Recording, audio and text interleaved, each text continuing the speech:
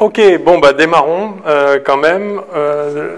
Bienvenue dans ce premier cours virtuel de la série.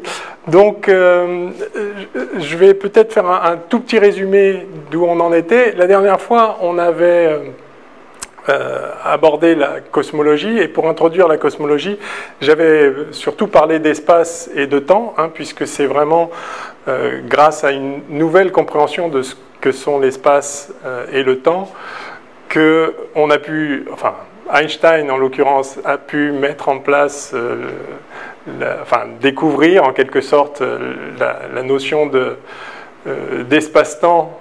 En fait, bon, j'avais dit que c'était Minkowski qui avait vraiment identifié cette notion, mais Einstein a pu développer ce qu'on appelle donc la théorie de la relativité générale, qui permet de décrire la structure géométrique de l'univers et de voir son évolution. Alors, une première chose qu'on avait vue, c'est que l'espace, c'est pas si simple. L'espace, c'est pas juste un ensemble de points. C'est un ensemble de points, mais avec une structure, avec une notion de proximité. De certains points, les points sont plus ou moins proches les uns des autres. Alors, mathématiquement, il y a une notion de topologie, de voisinage, d'ensemble ouvert dans un espace, mais sans entrer dans les détails, on avait mis en lumière la notion de métrique, qui est essentiellement l'outil qui structure l'espace et le temps via une notion de distance. Et on avait vu que la distance entre deux événements, c'est-à-dire deux points de l'espace-temps, la distance spatiale dépend du référentiel, la distance temporelle dépend du référentiel. En fait, on ne peut pas identifier une notion de temps qui soit universelle, mais il y a une notion de distance dans l'espace-temps, donc de distance spatio-temporelle, qui est donnée par cette métrique. Donc cette métrique, c'est un mot technique que vous verrez de façon plus précise quand vous ferez effectivement la théorie de la relativité, ou bien en maths. Cette métrique, c'est vraiment l'outil qui structure un espace, en l'occurrence l'espace-temps, en spécifiant de quelle manière on relie des points de l'espace-temps, donc on appelle des événements identifiés par des coordonnées, comment on relie ça à une distance entre eux. Et bien évidemment, on peut changer de coordonnées dans l'espace-temps, de même que pour repérer un point sur ce tableau, je peux choisir des coordonnées x, y cartésiennes comme ça, je peux les choisir d'ailleurs, je peux choisir un x', y' comme ça, je peux choisir des coordonnées polaires, je peux faire ce que je veux, je peux choisir des coordonnées avec des lignes bizarres. Évidemment, si je peux décider d'appeler, voilà, ça ce sont des lignes à y égale constante, donc, et puis ça c'est des lignes x égale constante, et c'est un système de coordonnées tout à fait valable qui me permet de repérer la position de tous les points. Évidemment, si je choisis ce système de coordonnées, la manière dont je calcule les distances entre deux points de coordonnées spécifiés va dépendre de ce choix de coordonnées. Mais bien évidemment, la physique ne doit pas dépendre, c'est-à-dire ce qui se passe en vrai, les phénomènes, leur enchaînement et leurs relations, ne peut pas dépendre du choix que je fais du système de coordonnées. C'est la base de la théorie de la relativité. Essentiellement, la relativité générale, c'est arriver à formaliser cette idée-là que les lois de la physique ne peuvent pas dépendre du choix du système de coordonnées dans l'espace-temps, donc du choix du référentiel, mais même au sein d'un référentiel, du choix du système de coordonnées. Donc il s'agit d'écrire les lois de la physique d'une façon générale, qui ne dépend pas du système de coordonnées, même si l'expression numérique de la métrique dépend du choix du système coordonné, bien évidemment, mais ce qu'on en fait, ce qu'on en fait en physique ne doit pas dépendre de ce choix. Bref, tout ça pour dire que ce qu'a réussi à faire Einstein, c'est identifier les lois qui gouvernent la structure de la métrique qui dicte ce qu'est la métrique dans l'espace et dans le temps. Hein. Donc, et j'avais donc écrit ces équations d'Einstein sous la forme variation de la métrique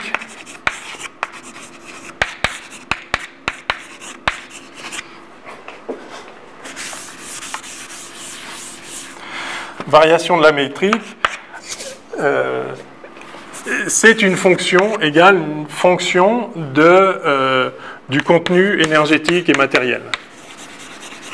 Contenu local, énergétique, on va dire.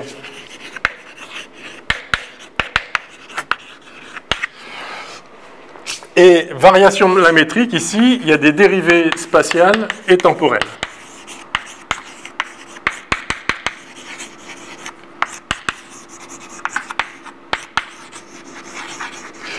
Hein, donc j'avais fait un peu l'analogue avec les équations de Maxwell. Vous avez les équations de Maxwell qui vous disent comment varie dans l'espace et le temps le champ B en fonction des sources du champ, enfin de ces variations, que sont les charges et les courants, les courants électriques, les courants de charge. De la même façon ici, les équations d'Einstein vous disent comment varie cette métrique, donc qui structure d'un point de vue métrique l'espace-temps, en fonction des sources, des sources de ces variations qui sont en fait quelle est l'énergie. Et qu'est-ce que... ouais. Je voulais dire un truc, ça m'a échappé. Bon. Donc, ayant écrit ces équations, on s'aperçoit qu'on peut, déterminer la métrique moyenne de l'univers. Donc j'avais parlé du principe cosmologique.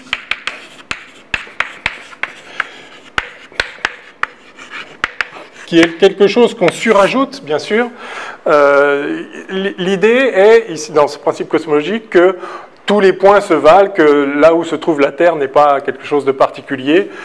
Donc l'espace est homogène, l'espace est isotrope. Si on regarde par là ou par là, c'est pareil, il n'y a pas une direction privilégiée dans l'espace. Alors, rien ne l'impose a priori. En même temps, on ne voit pas bien pourquoi ce serait autrement. En tout cas, c'est un principe que l'on pose qui permet évidemment de simplifier considérablement la résolution de l'évolution de cette métrique, tout simplement parce qu'il y a tellement de symétrie que la métrique ne peut pas être n'importe quoi.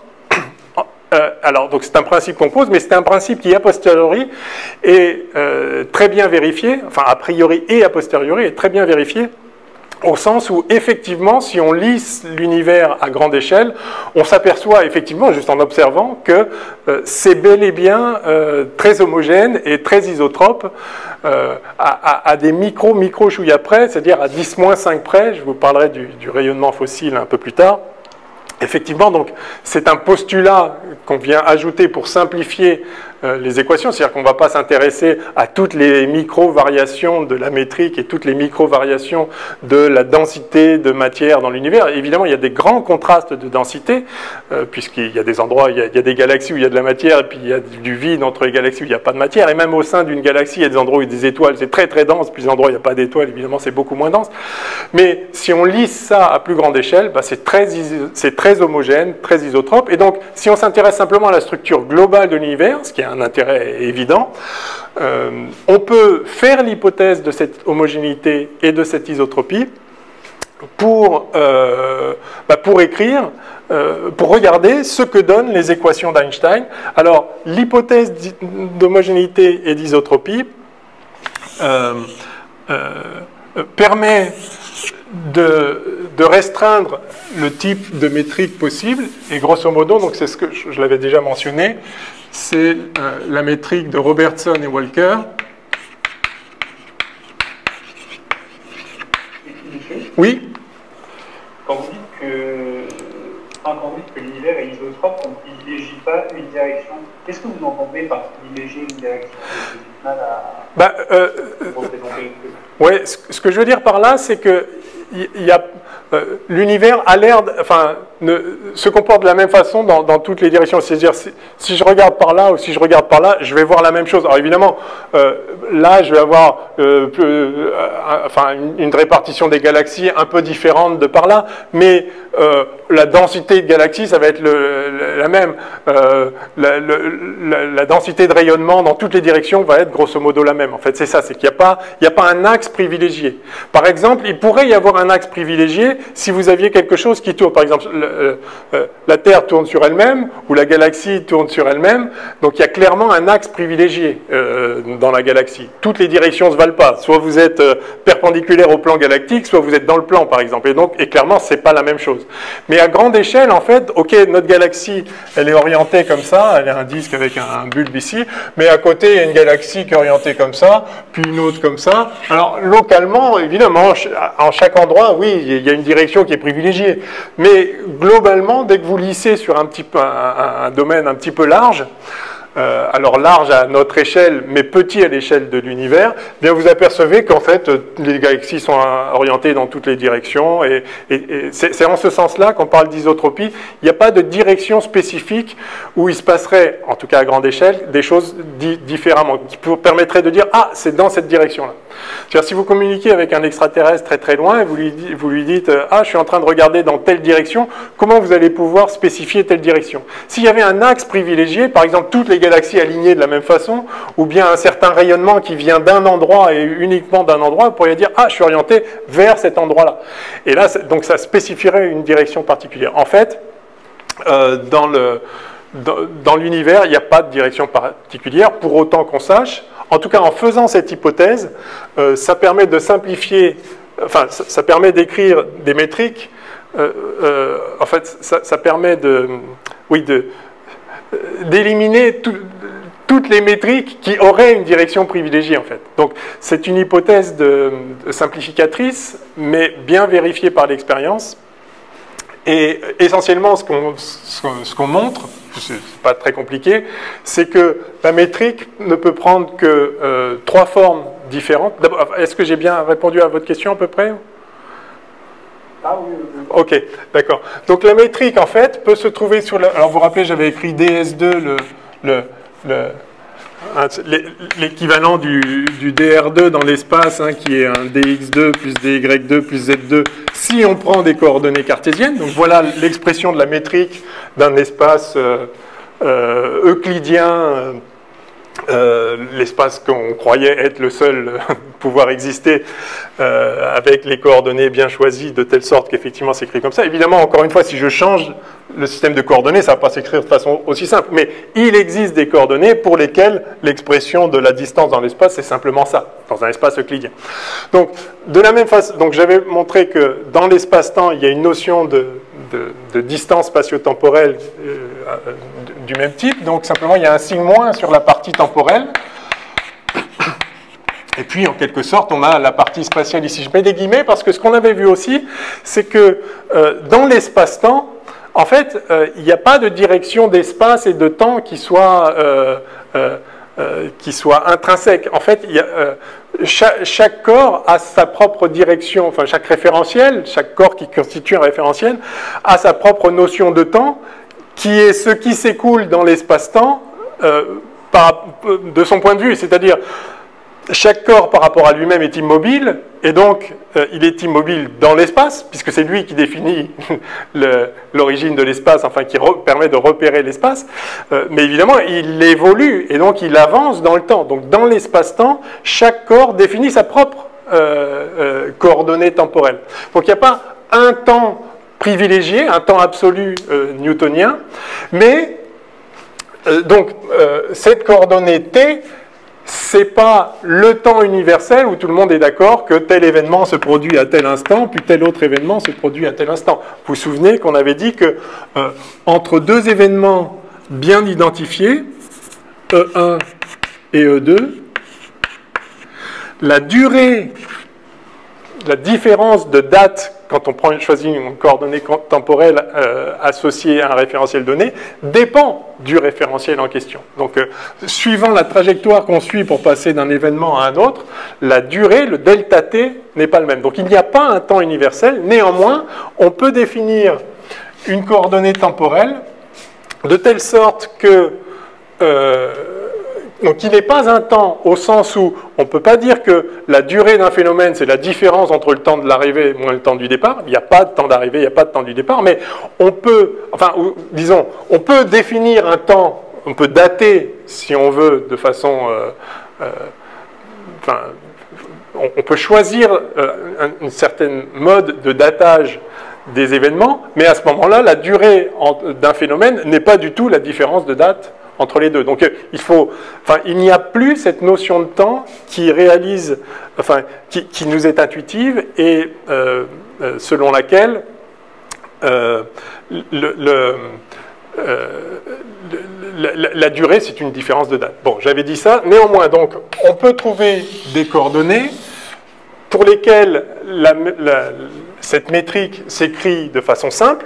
Si je change de coordonnées, ce sera plus compliqué, mais prenons les coordonnées les plus simples. Il existe des coordonnées telles que la métrique s'écrit comme ça. Alors, sauf que, en fait, devant la partie spatiale ici, il y a ce qu'on appelle le facteur d'échelle. Il serait au carré d'ailleurs, en fait, ici, tel que c'est mis là. Donc, ça c'est vraiment une notion absolument capitale.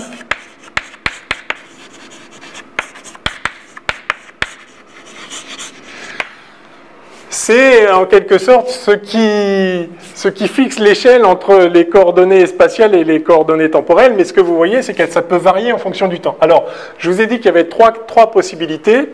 Ces trois possibilités, alors évidemment le A de t est aussi une liberté, mais ça, on y vient après.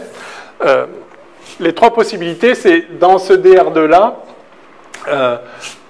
vous avez le cas d'un univers qui n'aurait pas de courbure. Ah, ça y est, j'ai retrouvé ce que je voulais vous dire tout à l'heure. Bon, c'est pas grave, je vais en dire un mot.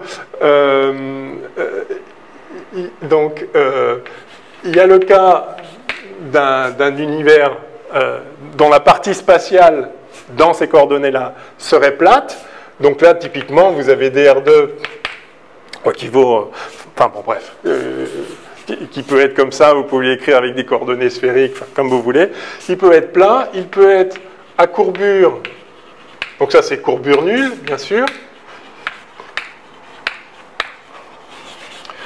À courbure positive ou à courbure négative.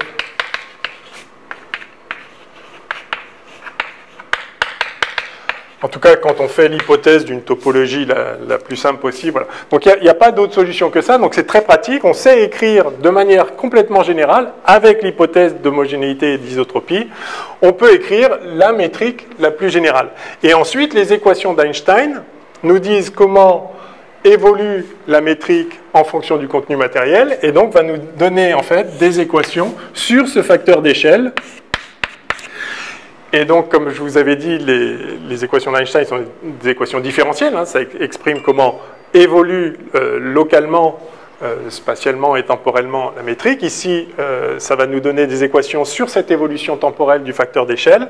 Et essentiellement, vous avez deux équations qui sortent les équations d'Einstein appliquées à cette métrique fournissent deux équations particulières.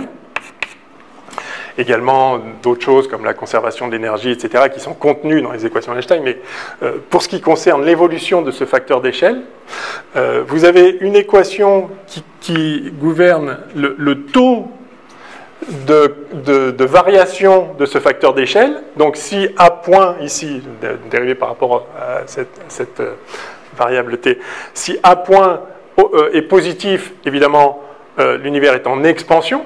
A croît, ce facteur d'échelle croît. Si A point est négatif, il est en contraction. Et donc, vous avez une première équation qui sort des équations d'Einstein, qui est que cette dérivée-là, alors, en fait, ça, ce n'est rien d'autre que le facteur de Hubble, en fait, mais... donc voilà, ça c'est une fonction de la densité d'énergie. Et, je vais l'écrire comme ça, il y a un plus lambda sur 3, bon, peu importe le 3, enfin, plus quelque chose qui dépend de lambda, où lambda est la constante cosmologique. Alors, on en reparlera. Donc ça, c'est une constante qui est présente dans les équations d'Einstein. D'accord ? C'est un terme qui est autorisé, dont la valeur n'est pas spécifiée par la théorie. Ça pourrait être 0, ça pourrait être énorme, petit, enfin, faudrait préciser par rapport à quoi, ça, les dimensions de l'inverse du carré d'une longueur, mais peu importe. En tout cas, il y a un terme ici qui est ce qu'il est, il faut le mesurer, voilà, si vous voulez, on peut le considérer comme une constante, fondamentale, je veux dire, c'est ce que c'est. Donc ça, c'est une première équation, et la deuxième équation nous donne le taux, en fait, nous donne l'accélération. Donc ça, c'est la vitesse d'expansion à un instant donné, et ça, c'est l'accélération, c'est-à-dire le taux de changement de la vitesse d'expansion ou de contraction. Et donc, vous avez cette autre équation qui vous dit également que vous avez une fonction de P et de ρ. Alors ça, c'est la densité d'énergie. Cette densité d'énergie est la pression, donc ça dépend du contenu matériel, hein, c'est normal. Alors, je vais mettre ici un signe moins. Évidemment, ça dépend c'est pas la même fonction, je vais l'appeler G d'ailleurs. Je vais mettre un signe moins juste pour pour souligner que ça, c'est une fonction qui est positive. Ça aussi, de toute façon, ça c'est un carré, donc c'est positif. Donc on a ça, et puis à nouveau plus lambda sur 3 ici.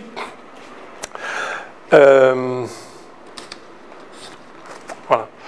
Je ne suis pas très sûr de ce terme-là. Je vais dire, on a une fonction de ρ et de lambda. Mais peu importe ici, ce qui m'intéresse, c'est de souligner ça. Il y a un signe moins ici. Ça nous dit que la matière, l'énergie, en fait, va ralentir. S'il n'y a pas ce terme-là, vous voyez que A de point serait négatif, et donc l'expansion de l'univers se ralentit. Et ça, c'est très intuitif, puisque les équations de la relativité générale décrivent en fait la gravitation. Et on sait bien que la gravitation est attractive. Donc si vous avez un univers qui est en expansion, si je représente en fonction du temps, on va dire la taille de l'univers, s'il est en expansion, sa taille augmente. D'accord ? Je ne sais pas si cette image vous parle. Évidemment, j'ai représenté tout l'univers sur une dimension, enfin 2 dimensions.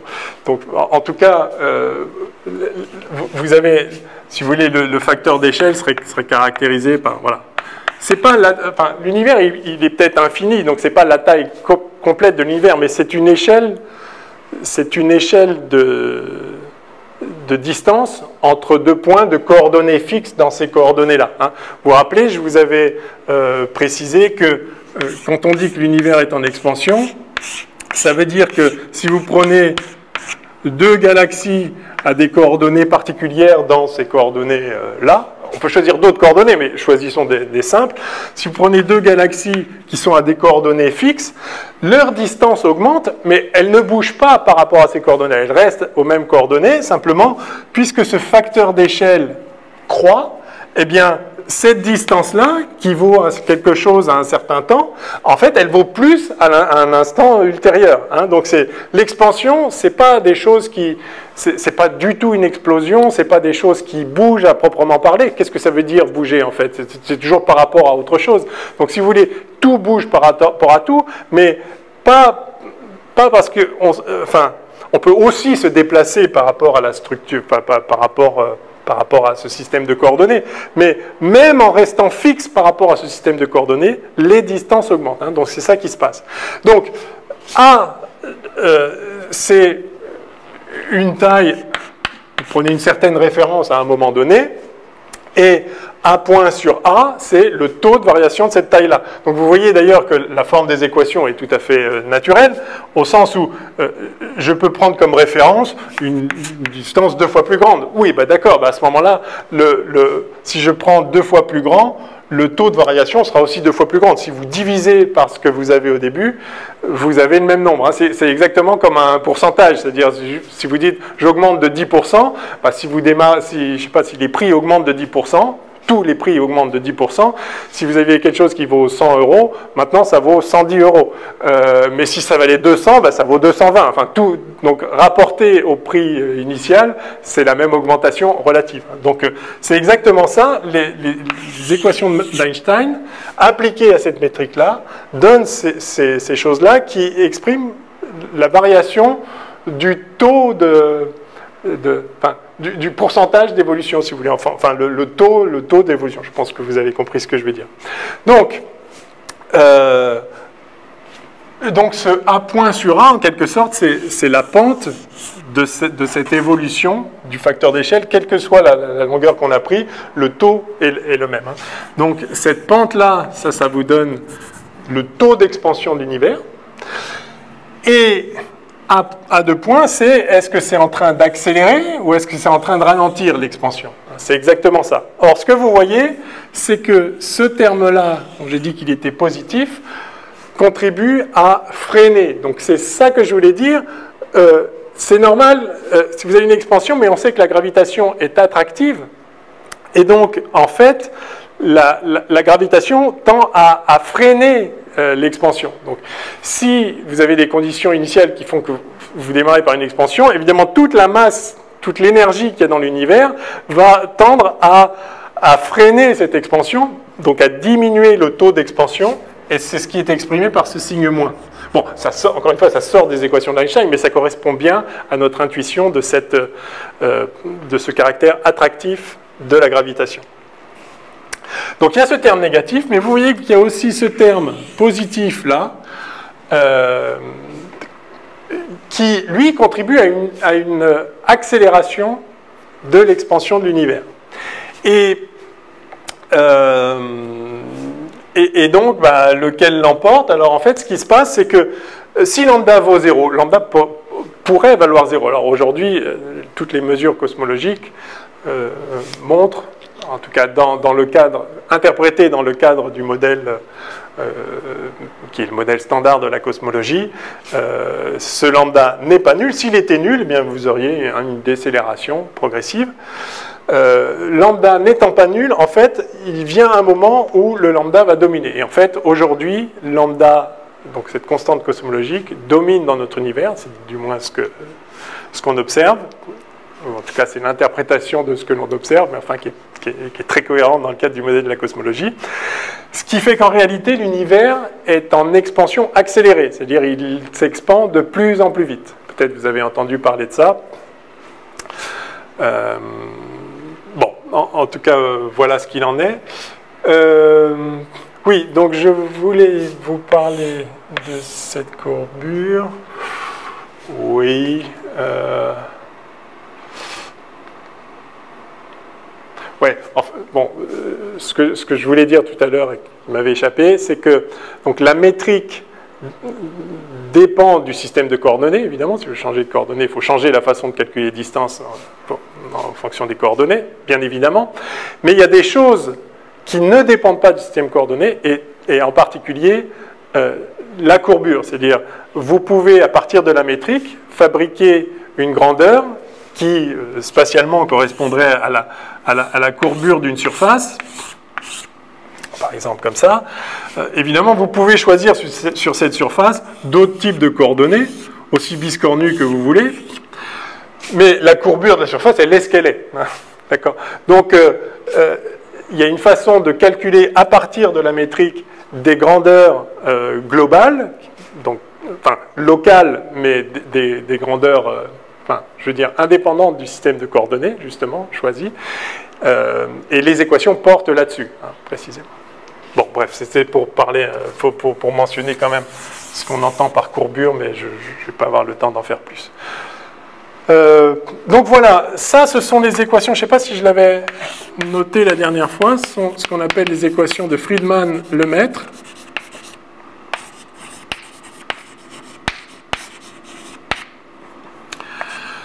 Donc j'avais mentionné comment Lemaitre avait en fait identifié ces équations très tôt, en 1927, je crois,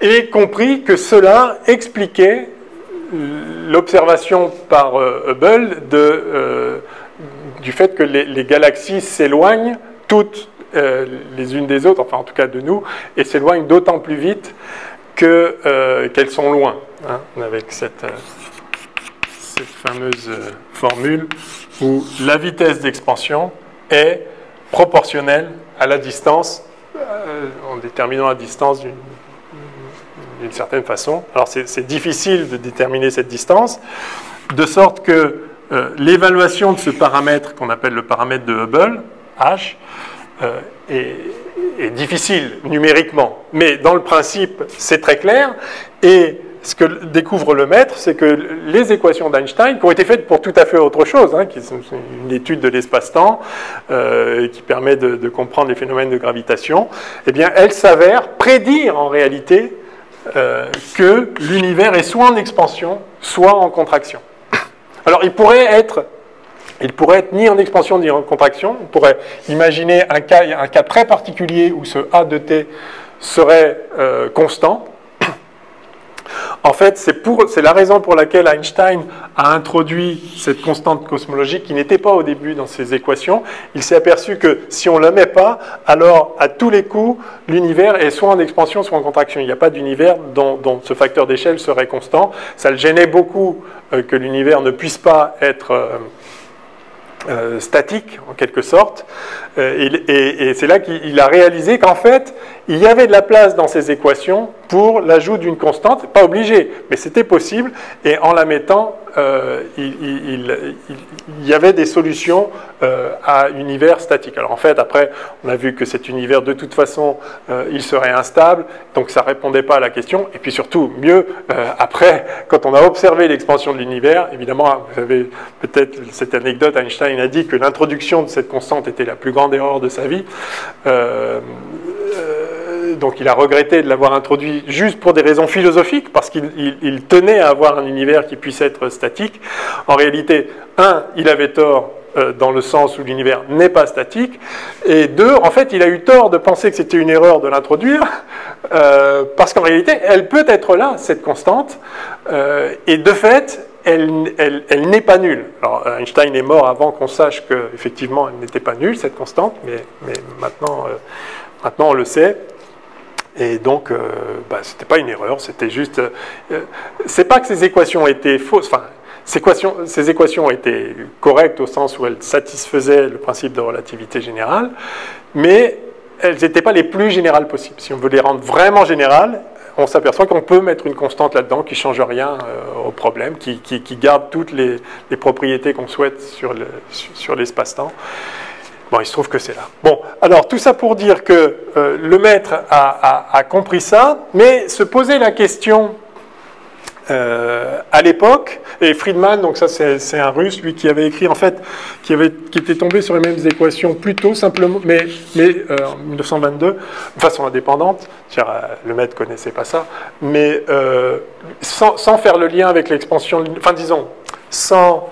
Lui, c'était purement théorique, il appliquait les équations d'Einstein à l'univers entier, il a trouvé ces équations-là, il ne l'a pas appliqué aux observations d'éloignement, enfin de récession des galaxies, etc.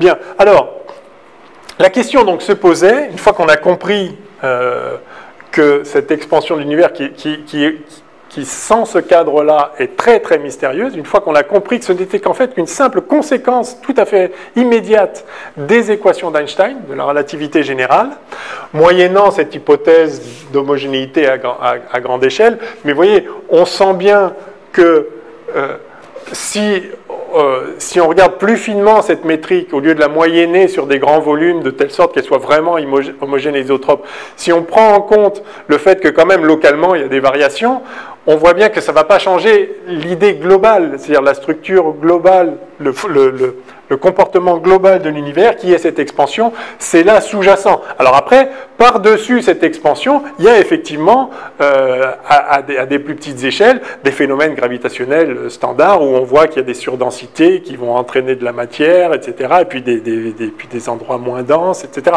Donc, mais il n'en reste pas moins que moyenner ce qui se passe à grande échelle permet de comprendre que globalement, hormis ces petites choses qui se passent plus localement, la structure globale de l'univers, c'est bien quelque chose qui est en expansion. Alors ça pourrait être en contraction, vous voyez que cette équation-là, c'est très intéressant, hein, cette équation-là donne le carré.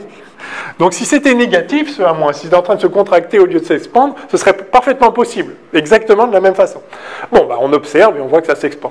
Ça ne veut pas dire que ça ne pourra pas... ça ne pourra pas cesser de s'expandre et se contracter plus tard. Alors justement, c'était une des questions. Que se passe-t-il si on extrapole vers le passé et vers le futur? Alors, parce qu'on a ces équations, elles sont valables tout le temps, elles sont ce qu'elles sont. Alors, se pose donc la question, comme je disais, du taux de variation et de l'accélération. Alors, très rapidement, le maître comprend que... donc, je vais représenter, si vous voulez, le facteur d'échelle en fonction du temps. Enfin, voilà. On est quelque part là, quelque part là, dans l'histoire de l'univers, et nous, on constate une certaine pente, ici, hein, une certaine valeur de la constante de Hubble, qui nous donne le taux d'expansion de l'univers. Et la question, c'est... oui, enfin, pardon. Je pense que vous ne voyez plus rien, là. Pardon, je vais faire ça. Voilà. Ce que voit... Alors, ça pourrait être... En fait, ça pourrait être comme ça, ça pourrait être comme ça, il pourrait y avoir plein de modèles. Mais ce que comprend Friedman très vite, c'est qu'en réalité, l'expansion du fait de la gravitation, elle doit plutôt se ralentir. Et donc, ça veut dire que dans le passé, elle était de plus en plus grande. Et puis, il voit bien qu'il y a un moment, on arrive à un instant où... Alors, pardon, c'est... je m'y prends mal. En fait, je sais pourquoi je m'y prends mal. C'est parce que je le fais à l'envers. Pardon. Je vais faire A en fonction du temps. D'accord. Généralement, on représente le temps comme ça, mais...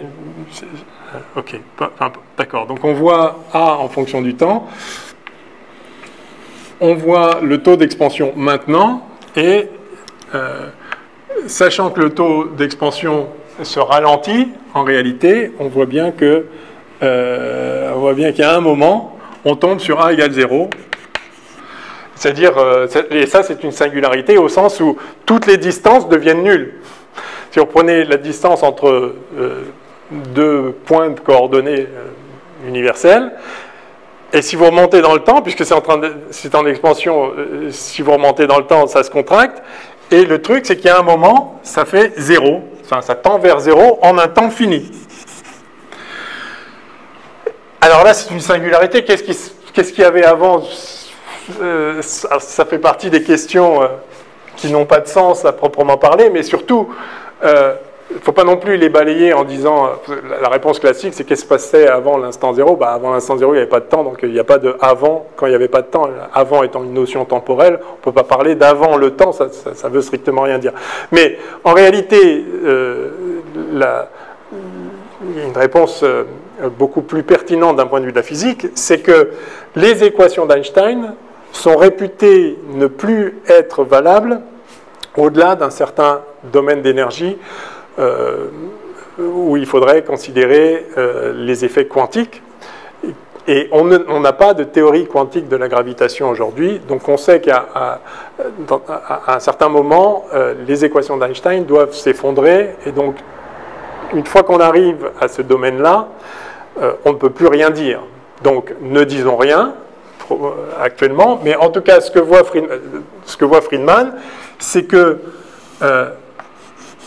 il y a une singularité à un temps fini. Alors le problème, c'est que quand on calculait en fonction de la valeur de la pente ici, en fonction du taux d'expansion de l'univers, on trouvait en fait que entre cet instant initial, en tout cas cette singularité, et l'instant présent, il y avait, je crois, quelque chose comme 2 milliards d'années ou quelque chose comme ça, sachant que la Terre elle-même a déjà 4,5 milliards d'années, il était clair qu'il y avait un problème là-dedans. D'ailleurs, les gens se sont dit, non, bah alors finalement, c'est vrai, c'est chouette comme modèle, ça explique l'expansion de l'univers, mais on voit bien que ça ne marche pas. Mais le maître s'est dit, oui, mais attention, il y a ce facteur d'accélération, et donc il se pourrait que, enfin, alors, pardon, ce que dit le maître, c'est d'abord, il est fort probable qu'on se soit trompé sur l'évaluation du taux d'expansion, parce que c'est très difficile, je vous rappelle ce qu'on avait dit, pour évaluer la distance des galaxies, c'est très compliqué. En plus, on ne peut vraiment l'évaluer que pour les proches, et les proches sont quand même soumises à des interactions les unes avec les autres. On n'est pas encore à grande échelle, donc on ne mesure pas directement le taux d'expansion. Bref, surtout à l'époque, hein, dans les années 1920-1930, mesurer précisément ce taux d'expansion. Donc il a dit, bon, on a dû se tromper, et d'ailleurs, il avait raison, on s'était trompé. Par ailleurs, il y a le fait que, suivant les valeurs de cette constante cosmologique, on peut raccourcir ou rallonger l'âge de l'univers. Donc en fait, ce n'était pas un si grand problème. Aujourd'hui, donc, on a des mesures très précise en fait de ces paramètres cosmologiques, et ce qu'on voit, c'est que cette singularité se produit à peu près à 13,7 ou 6 ou 7, je ne sais plus, milliards d'années. Alors, ça c'est des gigailleurs, c'est comme ça qu'on note, donc milliards d'années avant, maintenant. Ok, donc voilà le schéma de grosso modo de l'expansion. Donc la question c'est, que va-t-il se passer? Alors, je vous disais, on est en expansion, mais on pourrait être en contraction. C'est-à-dire que il y a plusieurs modèles d'univers que vous pouvez imaginer. Vous pouvez imaginer un modèle en expansion, et puis finalement en contraction. Puis là, ce qu'on appelle, alors ça on appellerait ça le Big Bang, je vais revenir là-dessus, parce que c'est le pire des noms possibles pour ce phénomène. Et ça, c'est ce qu'on appelle le Big Crunch.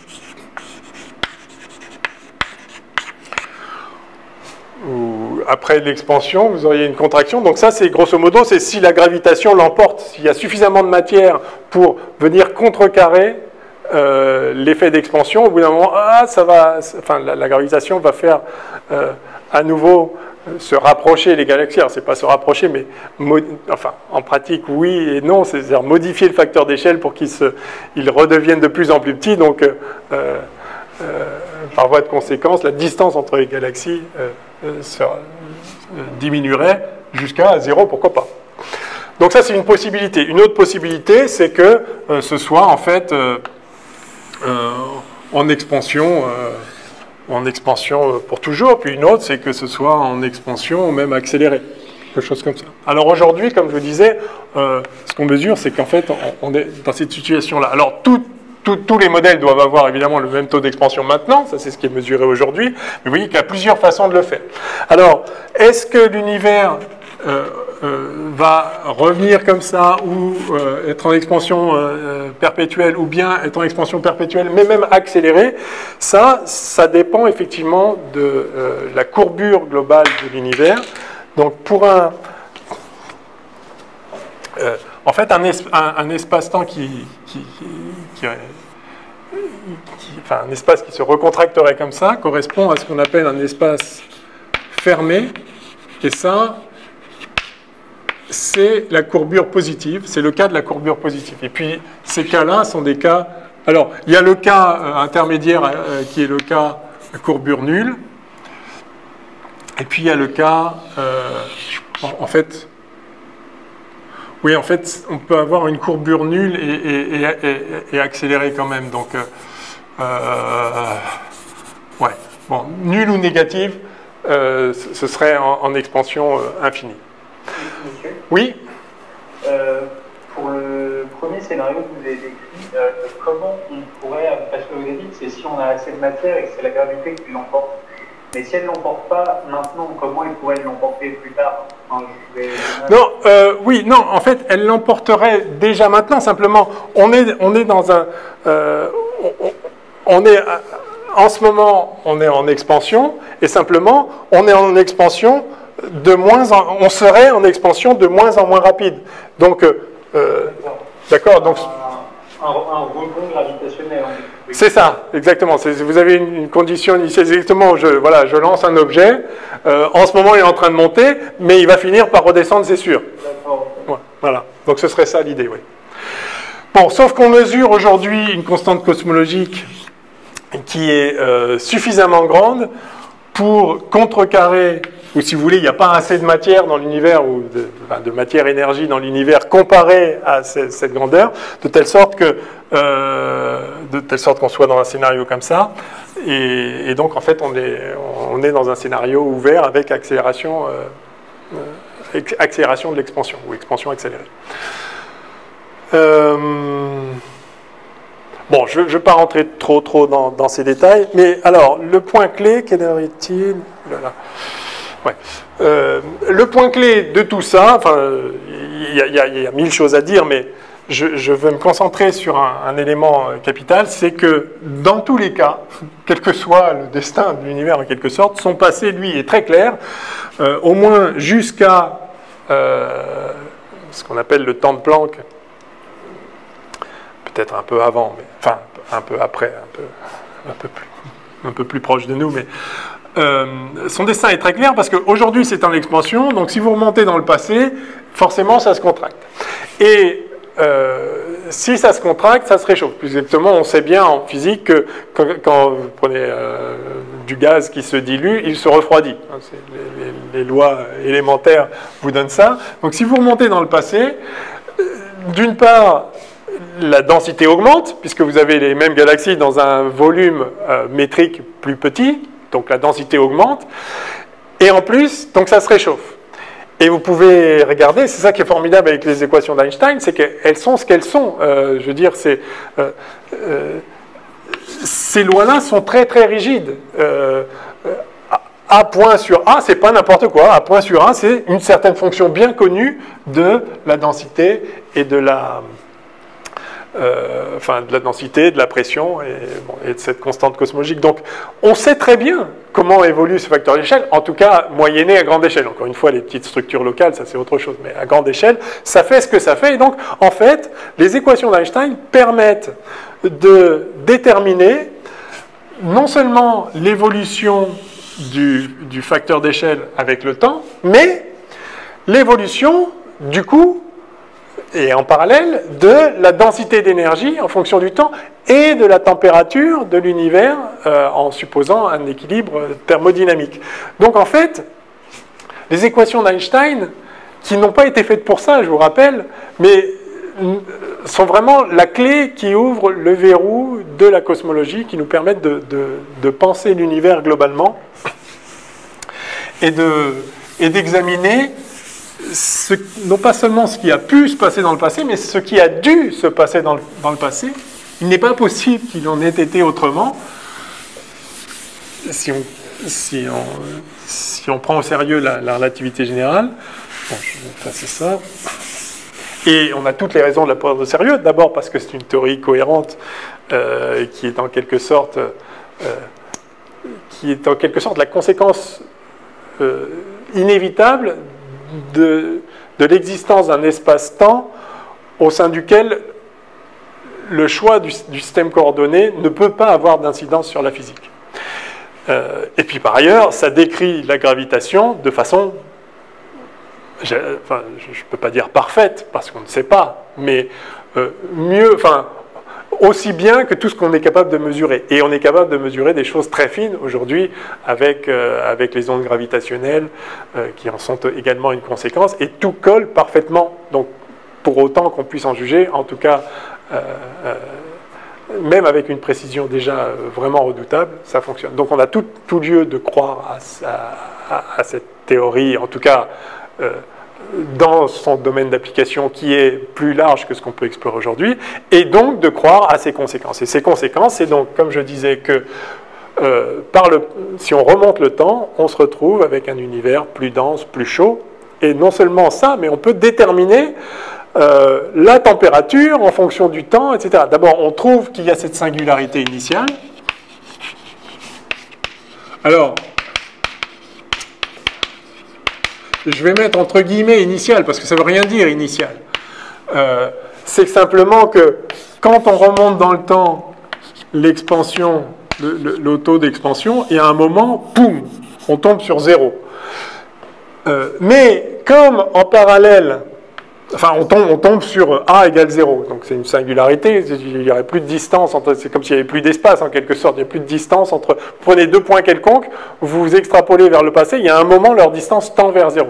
Quels que soient les deux points dont vous êtes parti, vous partez plus grand, bah, ça va quand même faire 0, poum, il y a un moment. Donc c'est vraiment une singularité. Mais les équations d'Einstein permettent de déterminer en même temps l'évolution de la densité d'énergie et l'évolution de la température. Et ce qu'on trouve, par exemple, c'est une loi assez simple, c'est qu'au début, enfin, dans l'univers, dans les premiers instants, on a une température qui est de l'ordre de 1 sur racine du temps. Alors, il faudra mettre des unités. Donc, si je mets temps en secondes ici, et la température en MeV, alors, peut-être vous n'êtes pas habitué à mesurer des températures en électronvolts. C'est un truc qu'on fait beaucoup en cosmologie. En fait, alors, vous savez tous ce que c'est qu'un électronvolt, d'accord? Je pense. Ok, hein, donc un électronvolt, 1,6 à peu près 10-19 joules. C'est l'énergie qu'acquiert un électron, une différence de potentiel de 1 volt. Bon, très bien. Ça vaut ce que ça vaut. Bref. Et en fait, on peut mesurer les températures, enfin on peut relier des températures à une échelle d'énergie simplement par avec la constante de Boltzmann. Hein. Je ne sais pas si vous avez vu déjà la thermo à ce niveau-là. KBT, c'est une énergie. Donc la constante de Boltzmann, elle vaut ce qu'elle vaut, 1,38, 10 puissance moins 23. Et c'est des joules par Kelvin. Hein, donc si vous multipliez par des Kelvin, ça vous fait des joules. Et si vous avez des joules, vous avez des électronvolts. Bref. Donc on peut, enfin, sachant que cette constante est constante, on peut écrire la température en unité d'énergie. Il suffit de diviser par K, par KB, la constante de Boltzmann, pour obtenir la température. Donc, en fait, la température, vous savez, c'est lié à l'énergie d'agitation des constituants de la matière, hein, typiquement. Donc, mesurer une température en énergie, ça a un sens. En fait, ça donne l'échelle d'énergie des particules dans le milieu que vous considérez. Donc, vous avez cette température. Donc ça, c'est du méga électronvolt. Alors, il faut comparer ces énergies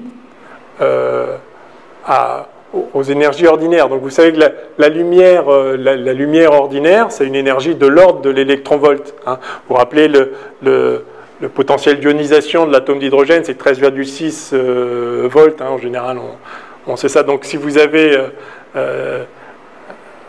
donc si vous avez quelques électronvolts, ça vous fait des transitions atomiques. Enfin, la lumière, grosso modo, c'est de l'ordre de l'électronvolt. Donc là, du méga électronvolt, là, c'est 100 fois plus, pardon, 1 million de fois plus. Et donc, ce sont des énergies qui commencent à être importantes, qui sont de l'ordre des énergies nucléaires. C'est-à-dire les énergies de transition au sein des atomes, transition électronique d'une configuration à une autre au sein des atomes, c'est de l'ordre de l'électronvolt. Les transitions au sein des noyaux atomiques, c'est de l'ordre du méga électronvolt. Donc ce que vous voyez, c'est qu'on est à peu près à l'énergie des transitions, enfin à l'énergie typique des réactions nucléaires, si vous voulez, à 1 seconde. Et évidemment, à 1 demi-seconde, ou à 1/4 de seconde, on était 2 fois plus chaud. Enfin, on avait une énergie typique par particule dans ce bain cosmique 2 fois plus grande. Et puis, à un 10 millième de seconde, on avait encore 100 fois plus d'énergie, etc. Et donc, on peut écrire une histoire thermique de l'univers qui est exprimée en secondes, alors c'est sur des microsecondes, des milliardièmes de seconde et des milliardièmes de seconde, l'énergie évolue grosso modo comme ça. Si vous voulez, ça vous donne une échelle à peu près, enfin, vous permettre de vous y retrouver. Alors, donc voyons ce qui a pu se passer. Donc, lorsqu'on remonte dans le passé, l'univers devient de plus en plus dense, de plus en plus chaud, et il est clair que quand vous atteignez justement une énergie de l'ordre de l'énergie d'ionisation de toute la matière, bah c'est fini, vous n'avez plus de matière neutre. La matière est ionisée parce que toutes les particules ont tellement d'énergie que ce n'est pas possible de garder un électron attaché à son noyau. Et si vous remontez encore plus dans le passé, la température augmente encore, et à un moment, effectivement, vous tombez sur des énergies où vous allez même détruire les noyaux.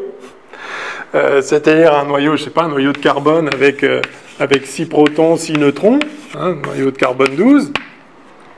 Si toute la matière environnante, la lumière, tout le bain dans lequel vous êtes situé a une énergie à l'équilibre, enfin une énergie à l'équilibre thermodynamique, donc correspondant à une température de l'ordre du mégaélectronvolt, vous allez commencer à casser ces noyaux. Donc vous allez vous retrouver, si vous remontez encore dans le passé, évidemment ça s'est fait dans l'autre sens, mais si vous remontez dans le passé, vous allez arriver à un moment où de toute façon il n'est pas possible qu'il existe des noyaux dans l'univers, parce qu'il n'y a pas assez d'énergie, enfin il y a trop d'énergie pour qu'ils puissent rester stables. Admettons qu'ils se forment, ils sont immédiatement détruits par toutes les collisions avec les particules autour. Hein.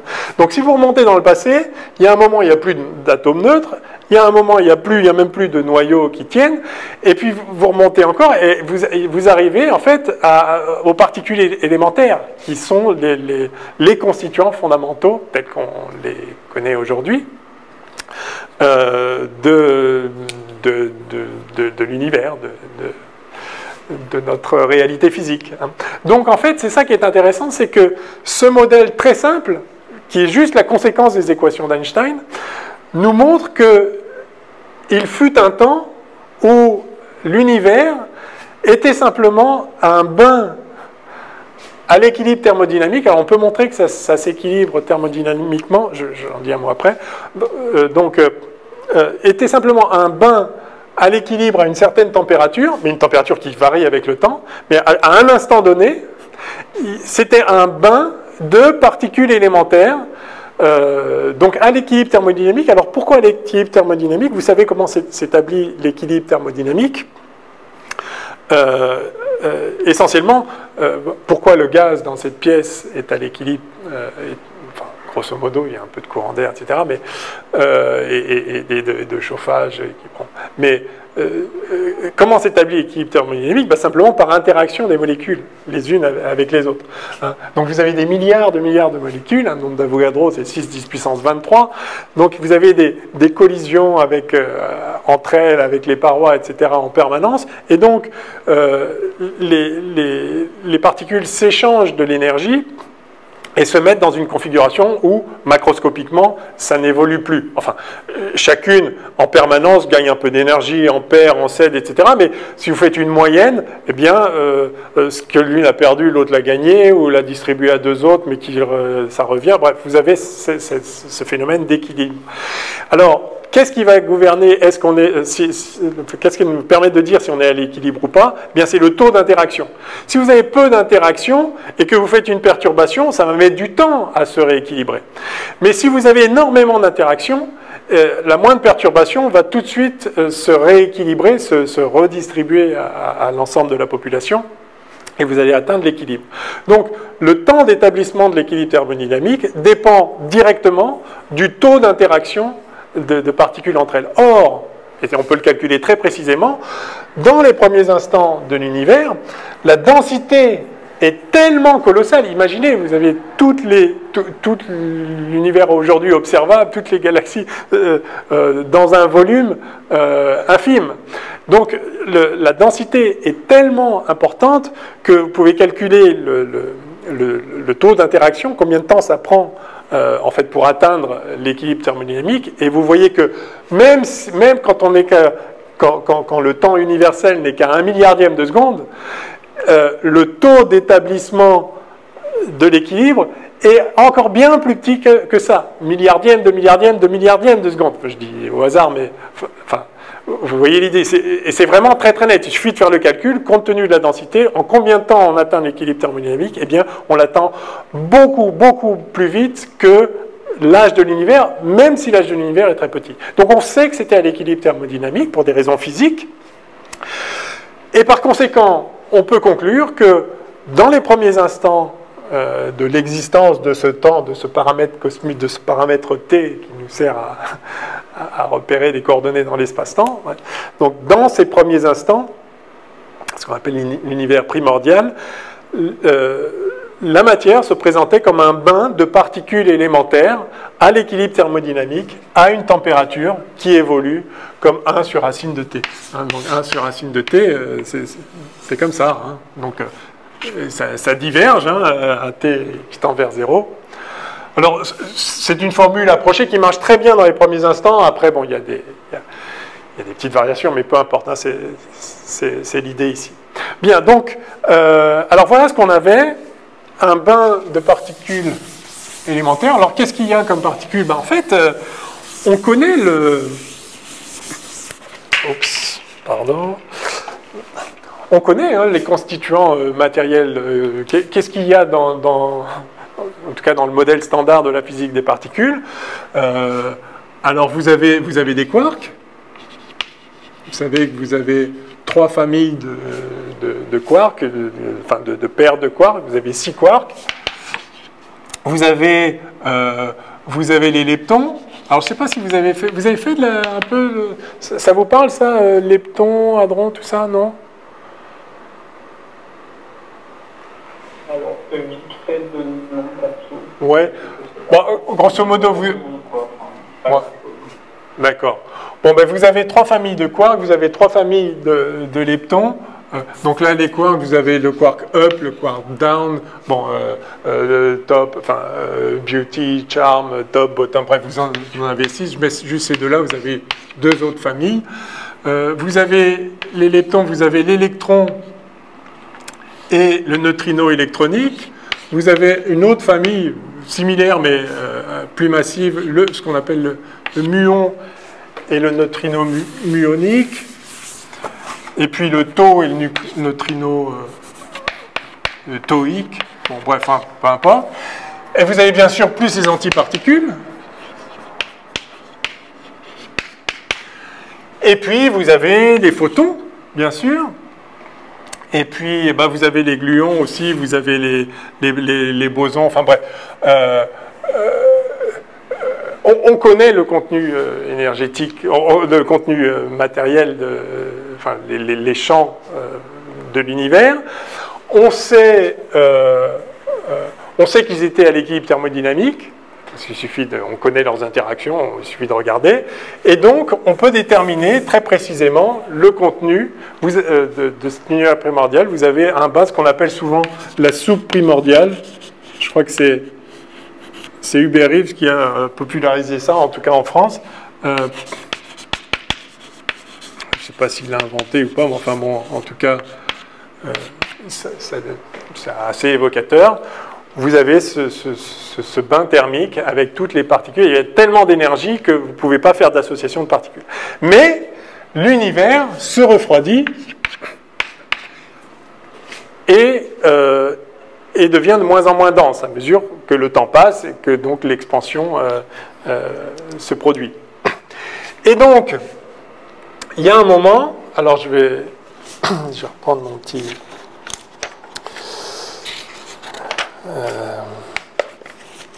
Voilà. Alors, je vais faire une toute petite histoire. Je vais effacer ça en fait. Je vais faire une toute petite histoire de ce cosmos. Donc, il y a ce qu'on appelle l'époque de Planck. Ça, ou l'ère de Planck. Donc ça correspond à une température de 10 puissance 19 gigaélectronvolts. Donc évidemment absolument colossal. Jamais on a pu atteindre ces énergies-là de quelque façon que ce soit. Même l'univers l'a fait, mais là, nous, on en est vraiment incapable. Et donc, ça correspond à l'époque 10 puissance moins 43 secondes. Alors ça, c'est ce qu'on appelle l'ère de Planck. Ça, c'est la limite de nos théories physiques, c'est-à-dire que on sait qu'à cette échelle d'énergie, on ne comprend plus rien à rien, on ne sait plus ce que c'est que l'espace, le temps, on ne sait plus ce que c'est que la matière. Toutes les théories, enfin, les théories de la physique par lesquelles on comprend tous les phénomènes qu'on observe, que ce soit des phénomènes de notre quotidien ou des phénomènes qu'on est capable de recréer en accélérateur de particules ou qu'on observe dans le cosmos, tout ce à quoi on a accès avec les moyens d'aujourd'hui peut être expliqué, on peut en rendre compte via la théorie de la gravitation, enfin la théorie de la relativité générale, et ou la physique quantique, mais on sait que ces théories ne peuvent pas s'appliquer à ces échelles d'énergie. Donc, avant ça, dans ce temps-là, on ne sait pas ce qui se passe. C'est pour ça que ça n'a pas de sens de parler d'instant initial, puisque de toute façon, on sait que ce qu'on même on appelle le temps n'a plus la signification qu'on pense, qu'on connaît, et peut-être n'en a plus de signification du tout au-delà de ça. Donc, démarrons l'histoire à ce moment-là, puisqu'au-delà, on ne sait rien. Donc, au fur et à mesure que le temps passe, la température diminue. Alors, il y a une époque qui correspond à ce qu'on appelle la grande unification, théorie grande unification. Donc ça, c'est l'échelle d'énergie où on pense qu'il y a une unification de toutes les forces. Je ne rentre pas dans les détails de la physique des particules. Ça, c'est de l'ordre de 10 puissance 15 gigaélectronvolts à t égale 10 moins 35 secondes. C'est infime, mais soit, c'est comme ça. C'est pas parce que le temps c'est pas parce que il y a peu de temps disponible qu'il ne se passe pas grand-chose. En réalité, tout dépend du rythme auquel les interactions se produisent. Et comme je disais, le rythme auquel les interactions se produisent est bien plus grand que cet âge pourtant infime. Mais donc, vous avez une telle densité et énormément d'énergie disponible, et donc vous avez quand même l'équilibre thermodynamique. Donc ça, c'est l'échelle où typiquement il va se passer là, on pense que c'est autour de ces eaux-là qu'il se passe ce qu'on appelle la baryogenèse, même si ce mécanisme n'est pas bien compris aujourd'hui. C'est le moment où vont se former, le moment où va se faire en fait une petite asymétrie entre la matière qu'on appelle aujourd'hui matière et l'antimatière. Et bon, je ne rentre pas dans les détails. En tout cas, c'est une échelle. Là, on commence à comprendre un petit peu comment les choses se passent. Ensuite, il y a ce qu'on appelle l'époque de la transition électrofaible. Alors ça correspond à l'unification. Donc il y a une certaine échelle d'énergie où il n'y a plus de distinction entre la force nucléaire faible et l'interaction nucléaire faible et l'interaction électromagnétique, et qu'en fait ces deux interactions constituent,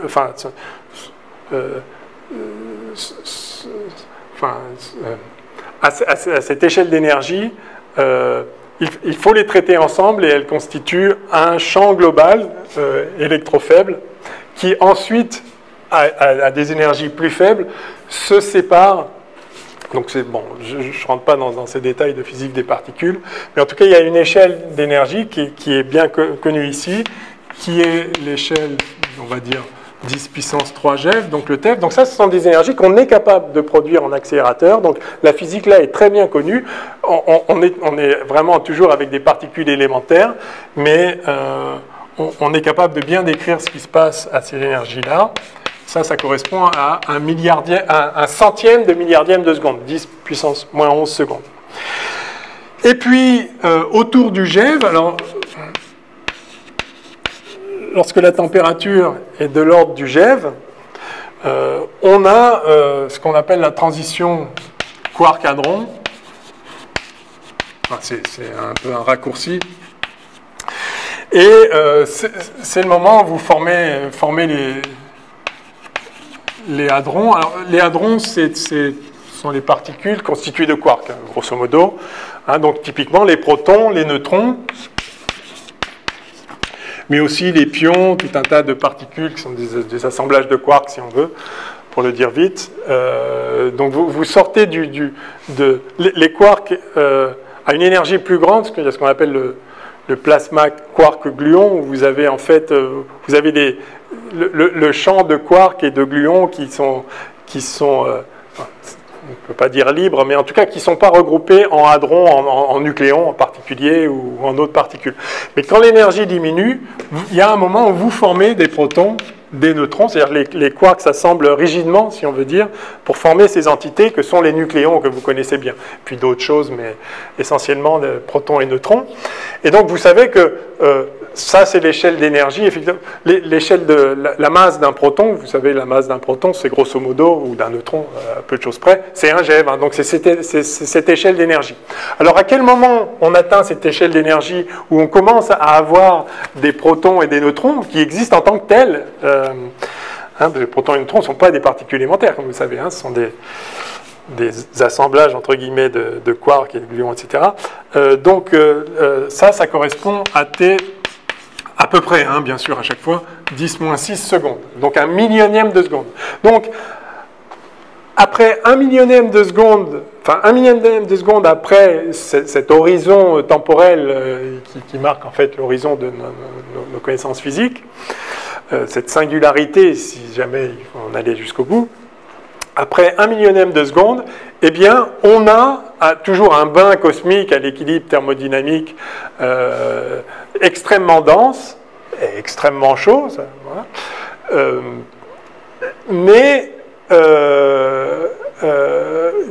Dans lequel il y a des protons et des neutrons. Alors ça, c'est intéressant parce qu'on commence à avoir de la matière qui ressemble à ce qu'on connaît. Avant, pas du tout. Il y a des champs quantiques en interaction, à l'équilibre. Et donc, en réalité, c'est très facile de décrire la structure de l'univers à ces époques-là. Parce que c'est tellement chaud et dense, et je vous dis, on est à l'équilibre. Bon, il suffit d'écrire les équations d'équilibre pour tous les champs matériels connus, et on a l'état de l'univers. D'accord ?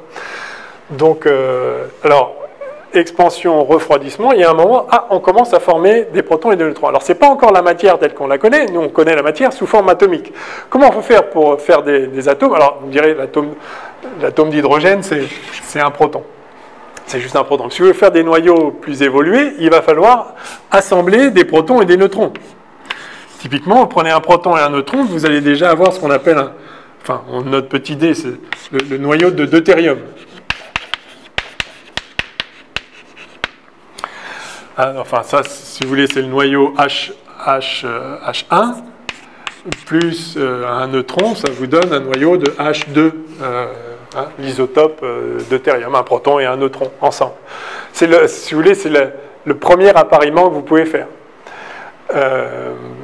Simplement, pour former ce noyau-là, on pouvait le former, mais il va être détruit tout de suite parce que vous avez un bain thermique. Dans ce bain thermique, il y a des tas de photons aussi. Il y a tout un tas de particules qui ont des énergies bien supérieures à l'énergie de liaison du proton et du neutron, qui sont, je vous rappelle, de l'ordre du méga-électronvolt.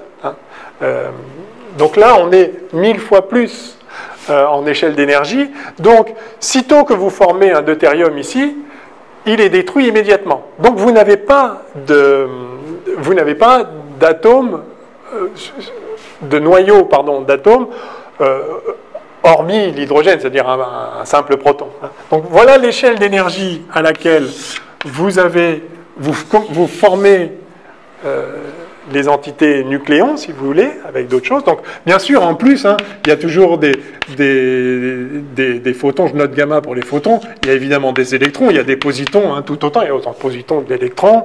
Vous avez aussi, enfin, peut-être un chouille après, vous avez les neutrinos, bref, vous avez ce bain, mais dans ce bain, il commence à y avoir des nucléons. Mais il faut que ça se refroidisse encore beaucoup plus pour que vous commenciez à pouvoir assembler les nucléons d'une façon qui soit stable, de telle façon qu'ils ne soient pas immédiatement détruits. Alors ça démarre justement quand vous commencez à avoir une température qui descend en dessous de l'échelle d'énergie de destruction des noyaux, c'est-à-dire de l'ordre du MeV, du méga électronvolt. Et ça se produit, hein, donc vous vous rappelez, on a T en MeV, qui est grosso modo 1 sur racine de T en seconde.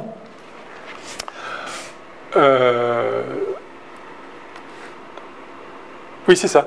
Et donc, oui, non, d'accord, j'étais troublé un instant, mais donc ça, c'est de l'ordre de 1 seconde, c'est ce que je vous disais. Hein, donc, vous voyez que du MeV au GeV, il y a un facteur 1000, et donc, en temps, il y a bien un facteur 1 million. Hein, bon, voilà, donc, c'est ça à peu près. Voilà, et donc là, ça, c'est l'échelle d'énergie où on va commencer à pouvoir faire des choses intéressantes, c'est-à-dire fabriquer des noyaux qui soient des noyaux pas juste composés d'un seul nucléon, hein, bien sûr. Donc ça, c'est le début de ce qu'on appelle la nucléosynthèse. On l'appelle nucléosynthèse primordiale, parce que ça se produit dans l'univers primordial. Hein, donc je vous rappelle l'histoire. Un bain de particules élémentaires, ça se refroidit, on fabrique des nucléons, et à un moment, ça s'est tellement refroidi que on peut commencer à fabriquer des nucléons. Alors, comment ça se passe? C'est ça que je vais vous décrire rapidement. Il nous reste une petite demi-heure. Est-ce que je continue? Ouais, non, je vais tout de suite parler de la nucléosynthèse. Est-ce que vous avez des questions là-dessus? Non, c'est bon. Pour ma part, ça va. Non, ça va pas. Monsieur? Oui? Moi, j'ai du mal à m'imaginer quand l'univers il était petit. Ouais. Est-ce qu'il y avait de l'espace à côté? Ah, oui, alors non, l'univers c'est l'espace. Mais votre question est intéressante parce que c'est effectivement, c'est un point qui pose toujours problème. C'est très simple, il faut juste le poser proprement. En fait, il y a un mot piège qui est ce fameux Big Bang.